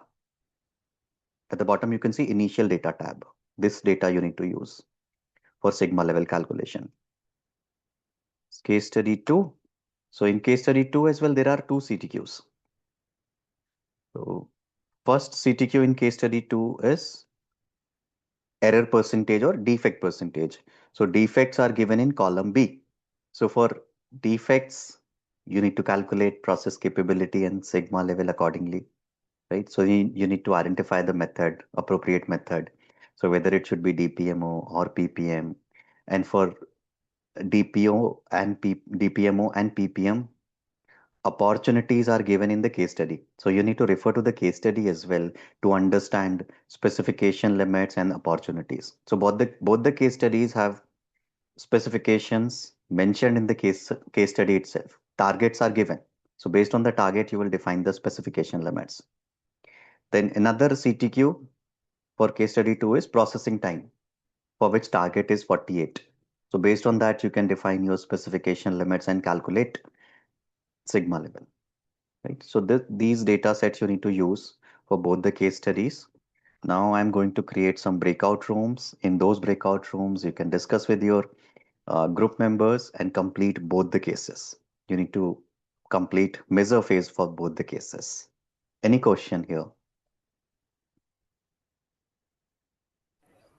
Gaurav, the data for the first case, the one which you said you need to use the initial data tab, Mhm. where have you shared it? Because I downloaded the one from the LMS I portal. previously shared both the cases, both case studies. All Previously, we prepared a project charter, no? right, It is the same data, all right, got it. same data you need to use. All right. So I'm going to create some breakout rooms. And for this activity, I'm giving you 1 hour to complete both the cases. And once you come back from the breakout rooms, all the groups need to present their progress, and then I will share my feedback.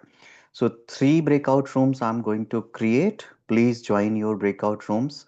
You have 1 hour time to complete both the cases. Please join everyone.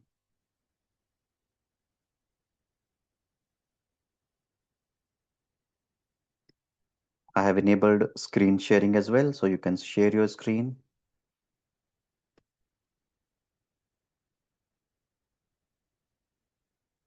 Please join everyone.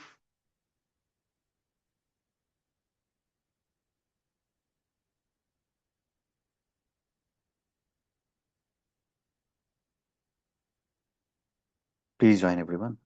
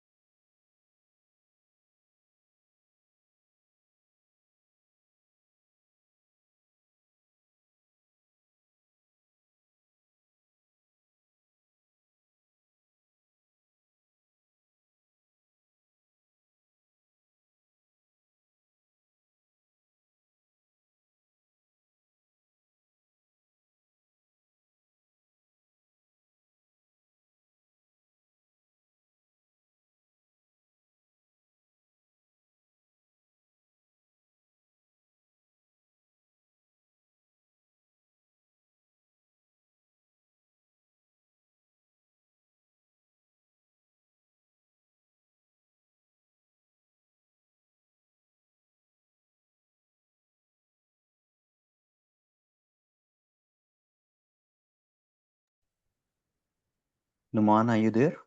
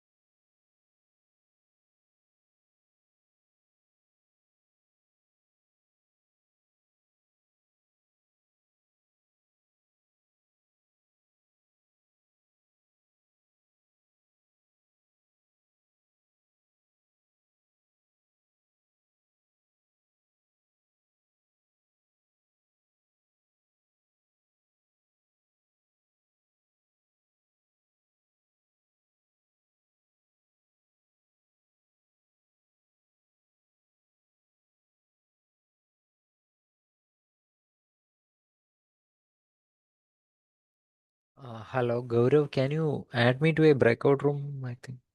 Which breakout room were you in? No, actually, I was I was moved away. Okay.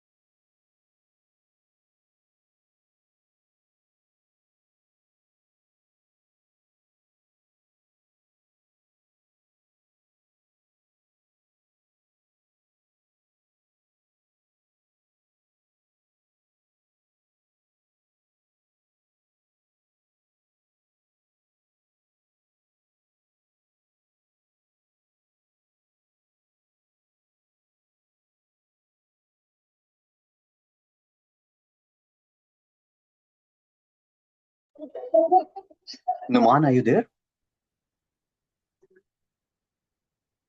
Hello. Numan? Yes, Yeah, Numan. I'm here. Yeah, hi. Hi, Gaurav. Actually, I missed out two sessions of past 2 days. So I Mm-hmm. just joined actually. Okay. Yeah, okay. So I'm So you just are. going through with. Sorry. So what did you say? You just joined. Yeah, I just joined actually. So I have to Okay. go through with the past 2 days recordings. All right. Yeah. So I was there in the session just now. So All they were right. doing some calculations actually. I think you have given some exercise. Correct. Correct. Yeah, yeah. Okay. So I will be back actually. I will just go through with the past 2 days recordings. All So right. then tomorrow I will join again the session. Okay. Sure. Sure. No issues. Yeah, yeah. No Thanks. issues. All right. Thank you. Bye.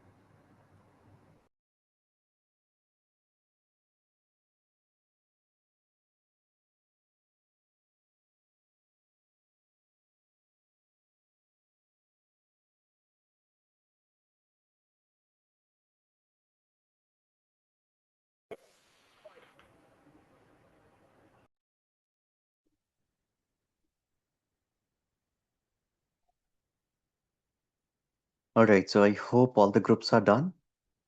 Is it done? Can we start with the room number one, group one? So whatever progress you have done, you can show it. You can explain what you have done. Room number one.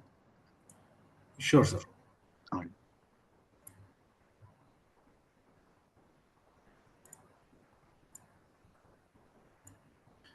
right. Can you see my screen, sir? Yes, it is visible. Yes. Yeah. So for case one, we identified two CTQs. That is, one is delivery time, and another one is not on time deliveries. So for delivery time, the type is continuous. The USL is 15 minutes, and LSL is 0. So it's one way. So mean is 13.365, and the deviation is 3.12, and we calculated the CP, and we calculated CPK upper and lower, and the minimum is 0.17. So the sigma level is coming down to 0.52, which gives us a DPMO of 8,36,454. So in conclusion, process is not perfectly aligned or centered because we have different CP and CPK. All right. So CPK is less than CP, and for CTQ2, not on time deliveries, type is discrete, and defectives is 95. Because, so 95 we found out of 300. So defective per unit is this one, and if we multiply it with million, it's coming down to 3,16,666. So sigma level is 1.97. All right. The calculation is correct. It's correct. Okay. Case study And 2. for case study 2, account opening time. So this is continuous because it is time dependent. So USL is 48 hours maximum, LSL is 0, mean is 30, and deviation is 6. This is mentioned in the case study. So for CPU is 1.33, upper and lower are 1.0 and 1.67, which makes our CPK to be 1. So DPMO is 66,807. The sigma level is 3. All right. Okay, and for CTQ2, we identified the defects. Okay, so total defects is 336, and I have a confusion regarding the opportunity per unit. Maximum was 7, I think, so that's why we took it as Right. 7.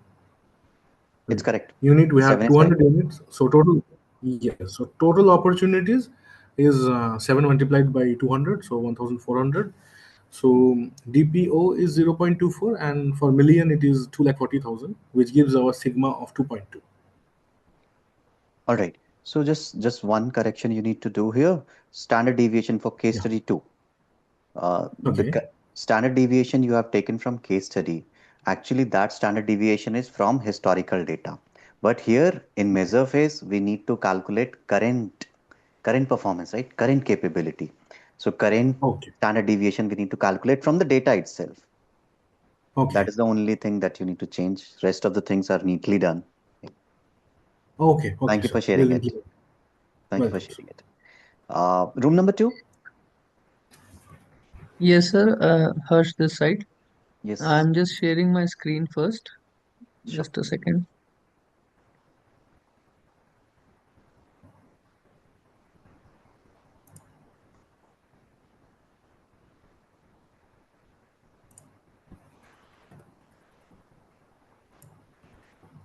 Sir, is my screen visible? Not yet.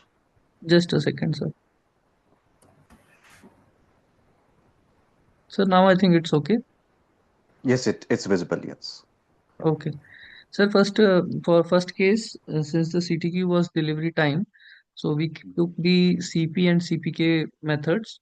In that case, we got the mean, and we have just done the calculation. I've just done the calculation from the initial sheets, and right. then we got the sigma values as 2.4 at this one and 4.27 this one, right? Okay, CPK. Okay, CPK is coming very high. So USL should be 15, LSL is 0, mean Yeah, and yeah. standard Mean and deviation. ST is like this. Actually, sir, the thing is I've just rounded it off to the 2 decimal places. would it affect on the final Not too means much. result? That would not impact too much. But can you please select this CP value here? Select the Yes, CP value. yes. Okay. It's So F10 minus F11 by 6 into F12. This one. USL minus LSL divided by 6 standard deviation. Yes. Okay. All right. CPK. Can you please highlight CPK? Just a second, sir. Okay. CPK, CPK will be 0.17. oh, I got, yeah, Minimum of definitely. these two. Minimum of these Minimum two, of so these two. Right. 0.17. Okay. Yes. All right. And So sigma sigma level. came this one, right? Correct. So because of the Okay. decimal values, there may be some variation, but too much variation will not be there. Right. It's fine. Okay. So Fine. This was the case one. Now the mhm. second in the case two, the CTQ, first one was the not on time deliveries. Means the This is CTQ2 for was case not on study time. one only, no? Yeah, this is for case study one, the CP and CPK. The next CTQ is not on time deliveries. This Okay, for was case study one delivery only. time. Okay. Now, yeah, this is not on delivery time. Actually, sir, we have they were not on time deliveries were 95, but Mhm. the thing is, I'm confused a bit about this opportunities. Would Okay. it be 300 or would it be 600? Because my doubt is, in any way, 300 packets are delivered, can be delivered on time also and not on time also. So I Mhm. I have a Okay, result of I'll 600, explain that is that. 300 into. All right. So we need to identify what is the type of data, what is in the data, whether we have defects or defectives. Any late delivery, that is one unit. Any late delivery is a unit of delivery. That means you will take it as a defective.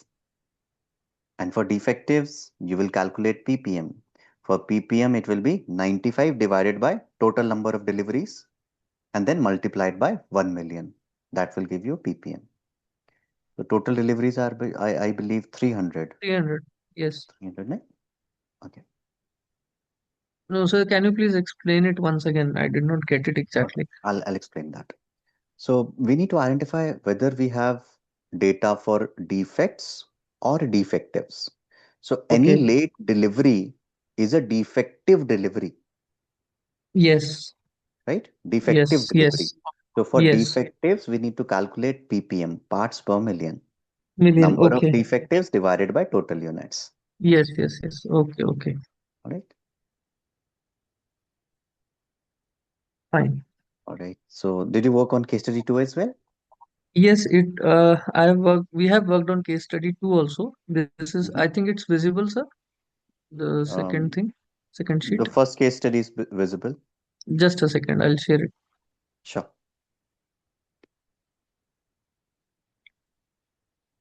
I think now it is okay. Yes, it's fine now. Yes. The same thing here also. Mhm. Just actually the thing is in case study two, since the opportunities of errors was 7 7. means parameters, right? Right. And Right. after the bank has increased their marketing efforts, they're receiving applications up to 3,500. All right. So, So we so need to calculate based on data, okay, right? So you have fine. taken this information from the case From study, the but word we need file, to use yes. data. Right. Right. Okay. So that is the change that you may want to do. But approach is fine. Approach is fine. Sir, Regarding here the also one yes. more thing, the Mhm. regarding number of opportunities. Since every application has 7 parameters. So For total example, if opportunities I will be 7 multiplied by 200. multiply by the number of applications, right? Correct. Correct. Okay. Now, okay, then I got it. But 1400 opportunities will be there. huh. The thing is, sir, actually, I messed up here in this case, but you can just see the approach which we have taken. Yeah, approach is fine. So instead of Okay. considering the data, you have taken it from the case study itself, from the Case study, yes. document. Yes, yes. The And in second case study, it CTQ, is historical data. okay. All right. Sir, actually, we Second got CTQ. stuck. Yeah, we Mhm. got stuck in the second CTQ regarding the processing time. Mhm. we were not able to get the USL, and what would be the USL, LSL, because we were I'll referring the case study as compared to the Excel data. All right. So All right. please, can So you in the please case just study, sure, guide sure. us? So in the case study, it is mentioned that we need to process all the forms within 48 hours, right? Yes, Turnaround time target is 48. So 48 hours. maximum Yes. 48 we can take. So that is upper specification limit. Okay. We should not take more than 48. For LSL, it will be 0. Okay. So for processing time, natural lower limit is 0. It cannot be less than 0, right? Mm-hmm. And even if we process in 1 minute, customer is not going to be dissatisfied, right? So lower Yes. specification is 0. 0. Okay. Now you can calculate CP/CPK. Okay. Okay. All Fine. right. Thank you for sharing it. Thank you. Okay. Room number 3. Who is going to share from room number 3? I'll present. So we got both the case studies done in two different sheets. I'll take you through the Sure. first one.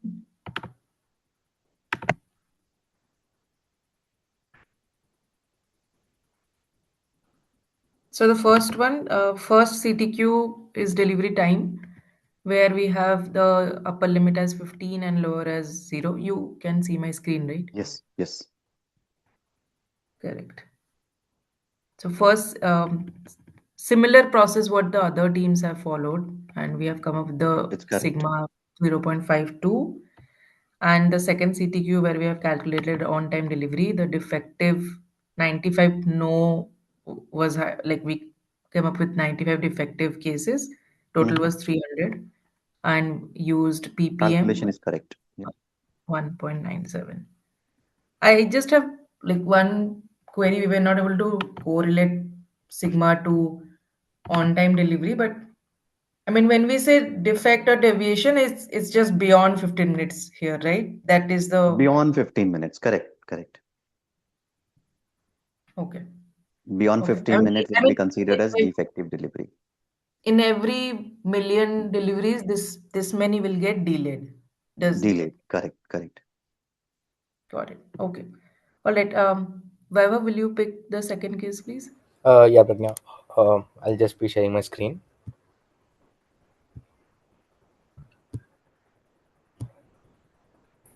Gaurav, is my screen visible? Yes, it is.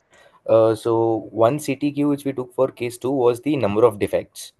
All So right. we went with DPMO for this. We had a total of 336 defects, and there was 7 opportunities for every form. So we had 200 forms, so that's around 1,400. So our total DPMO comes out to be 2,40,000. So that's a sigma of 2.2. All right. And the other CTQ which we took was the processing time. So since this was a continuous data, we went with CPK. Mm-hmm. The target was 48 hours. So All and right. the standard deviation which we calculated was 8.25, 8.42. All right. The UCL was 48 and LCL was 0. 0. So we come up with the total sigma of 1.13. All right. It's correct. Yep. All right. Thank you for sharing it, all the groups. All right. So before we move forward, if there is any question, please feel free to ask.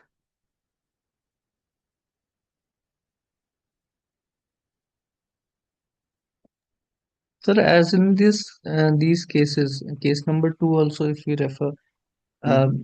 there have been many values which are mentioned in the case study as well as there are in the Excel sheets. All right. So in these cases, if we do certain analysis, would Mm-hmm. we just refer to the exact data which are mentioned in the Excels, or do we need to take certain values from the case study also? Because means there All right. can be difference in both these things. All right. Right. So I'll give you one scenario here to make it clear. Let's say your client is saying that in the last 6 months you have never met your target, right? Now, when you are doing your project, so in measure phase you will calculate what is your actual performance right now, not based on what client has said that in last 6 months you have not met your target. right?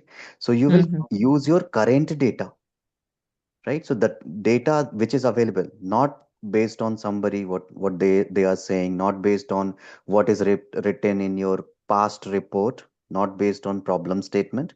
What is the current performance? So you would collect current data for the calculation of current sigma level, Okay. As right? you told the last 21 days calculation in an example you told earlier, the Three earlier weeks class. data, right? Yeah, three Generally weeks people data. go for Yeah, last 3 weeks data, 3 weeks. Okay, right? fine. Thank you. All right. Any further question, anyone?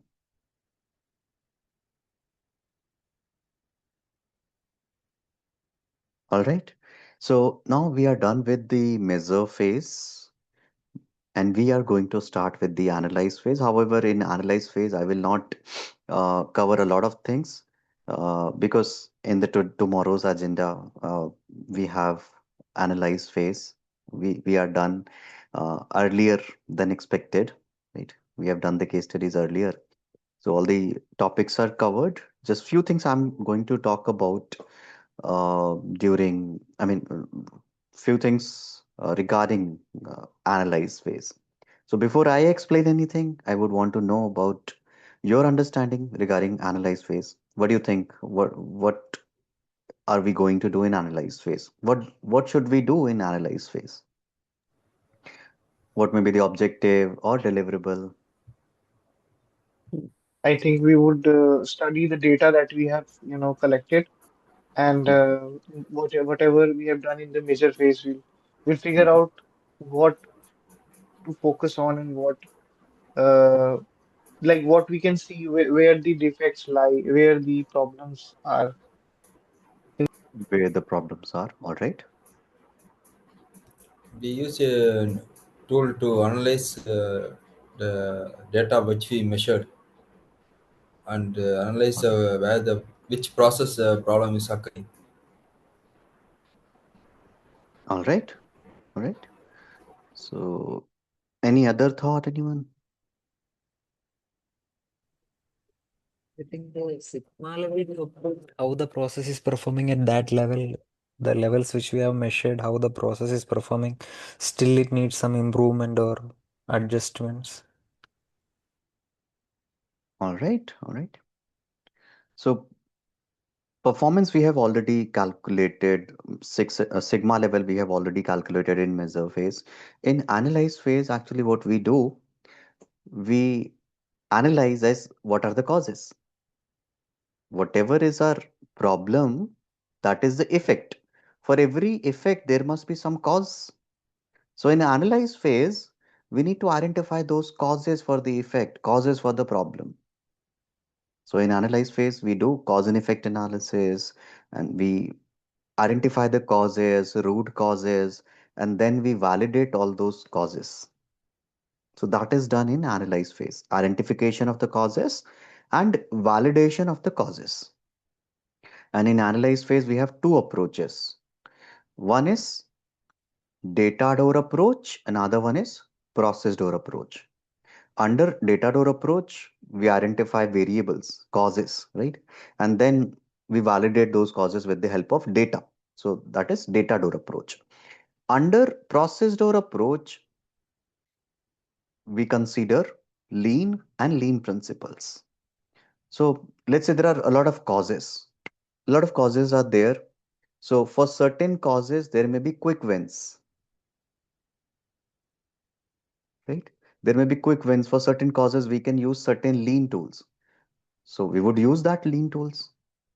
Let's say one of the causes is that it is very difficult to work at your workplace, right? Everything is cluttered. The WIP is not at correct place. Machines are in very bad shape. So everything is cluttered. It is very difficult to work there. So let's say to resolve this issue, you are using one of the lean tools, which is 5S. So that is process door approach. There are quick wins. You can just follow certain principles, certain steps, and you can do the improvement. However, for certain causes, some validation may be needed.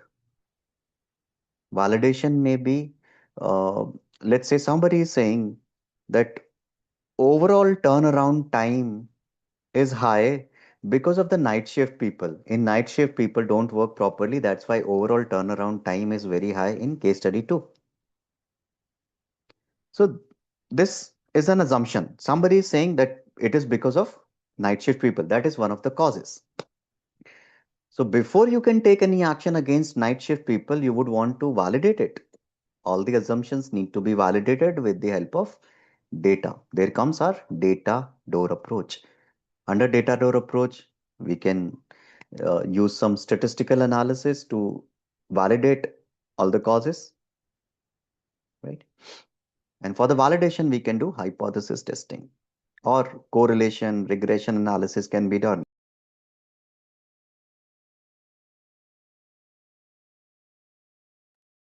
All right, so these are two approaches that we are going to discuss further.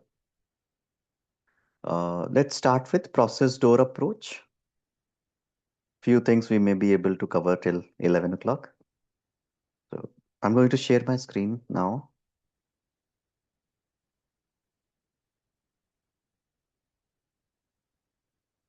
All right, let's start with process door approach. So under process door approach, the first thing that we can do is process map analysis. So whatever process maps we create in define phase, this is the time to analyze those process maps to identify gaps or to identify areas of improvement. So let's say in define phase, you have created your flow chart or cross-functional flow chart. Now you would analyze it to identify gaps or areas of improvement. So first step will be to examine each decision symbol. So this diamond shaped box represents decision making. Decision may be, let's say, pass fail decision. Let's say our quality checker is doing inspection. After the inspection, they take a decision to pass a product or to reject a product. So that is decision making. So we need to check whether this decision making, whether this inspection is needed or not in the current scenario. A lot of times what happens in some organization, in most of the organization, what happens, they start some inspection, they keep on doing it over a period of time, client may change, requirements may change, product may change, but they keep on doing the same testing, same analysis, same inspection. Even if it is not relevant in the current scenario, they would keep on doing it. So we need to check if this is relevant in current scenario or not. If something is irrelevant, stop doing it. Right? Step number 2, examine each rework loop. If let's say based on the inspection, you are doing some rework. Let's say quality checker says this product is defective. So you are reworking on it, right? So if inspection is not needed, rework is also not needed. So if some rework is not needed, you can stop doing that. Or let's say in another scenario, let's say even if you are doing inspection, if let's say there is a minor defect, minor variation, if client is going to accept it, we don't need to do the rework. Right? So based on the expectation of the client or the customer, we need to decide whether rework is needed or not needed. So we need to analyze it. If something is not needed, we can stop doing that. Step number 3 is to examine each activity symbol. So this rectangular shape represents some activity. Activity may be, let's say, some agent in a call center, agent is giving opening script. Opening script like, let's say, thank you for calling KPMG. My name is Gaurav. How may I help you today? So we need to check whether this activity is needed or not, whether this activity is adding some value for the customer or not. So if something is unnecessary and it is not adding any value for the customer, we can stop doing it. Right? So we need to check whether our process steps are adding value or not adding value. If something is not adding value for the customer, We can stop doing that if it is not necessary. So that should be checked. Apart from that, opportunity for digital transformation can also be explored for the activities, right? So automation opportunities can be explored. Next is examine each document or database symbol. So this box represents documentation or database. So it represents that somebody is doing some documentation. Let's say somebody is preparing a project report. Somebody is maintaining a check sheet. Somebody is referring to some SOP. Somebody is making reports on Excel. Somebody is making dashboard on Power BI or Tableau. So that is documentation. So we need to check whether this documentation is needed or not needed. In a lot of organizations, what happens? They would generate a lot of reports. So they would generate a lot of fancy reports with fancy colors, font size, font type, even if nobody refers to those reports. And same kind of report will be made by multiple people, right? Let's say DPR is being created by production team, quality team, and then somebody is putting the data on ERP as well, right?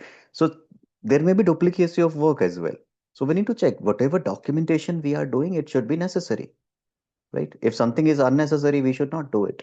If nobody is referring to our reports, nobody is looking into the dashboard, so there is no point doing it. So whatever we are doing, it should be relevant. If something is relevant, you can stop doing it or improve on it so that people are referring to it. So this is a kind of waste, right? Any excess documentation is a waste. As per Agile as well, it's a waste. Agile also says whatever documentation is necessary, do that part only. Don't do unnecessary documentation, right? So lean principles and agile principles are in line with each other. There are correlations. There are similarities. I'll share my own experience with this documentation. So before joining KPMG, I worked for one of the e-commerce giants, and I was uh, taking care of 3 different business units in India. And every day I used to get a lot of reports, hard copies of report, around 45 pages, right? Every unit used to send around 15-page report, hard copies. While all those reports could be accessed um, online, all the reports were available on Power BI. Still they used to send me hard copies, which is unnecessary, right? So I had to stop that. So in every organization, you would see this waste. A lot of documentation would happen. So we need to check if it is needed or not needed. If something is not needed, we can discontinue that. Any question till now? Any question, anyone? I hope it is clear. Now, the next topic would be lean, which I'm not going to start because it's a lengthy topic. It will take a lot of time. So we won't be able to complete it today. So if there is any question, you can ask me. Otherwise, we are good to wrap up today's session.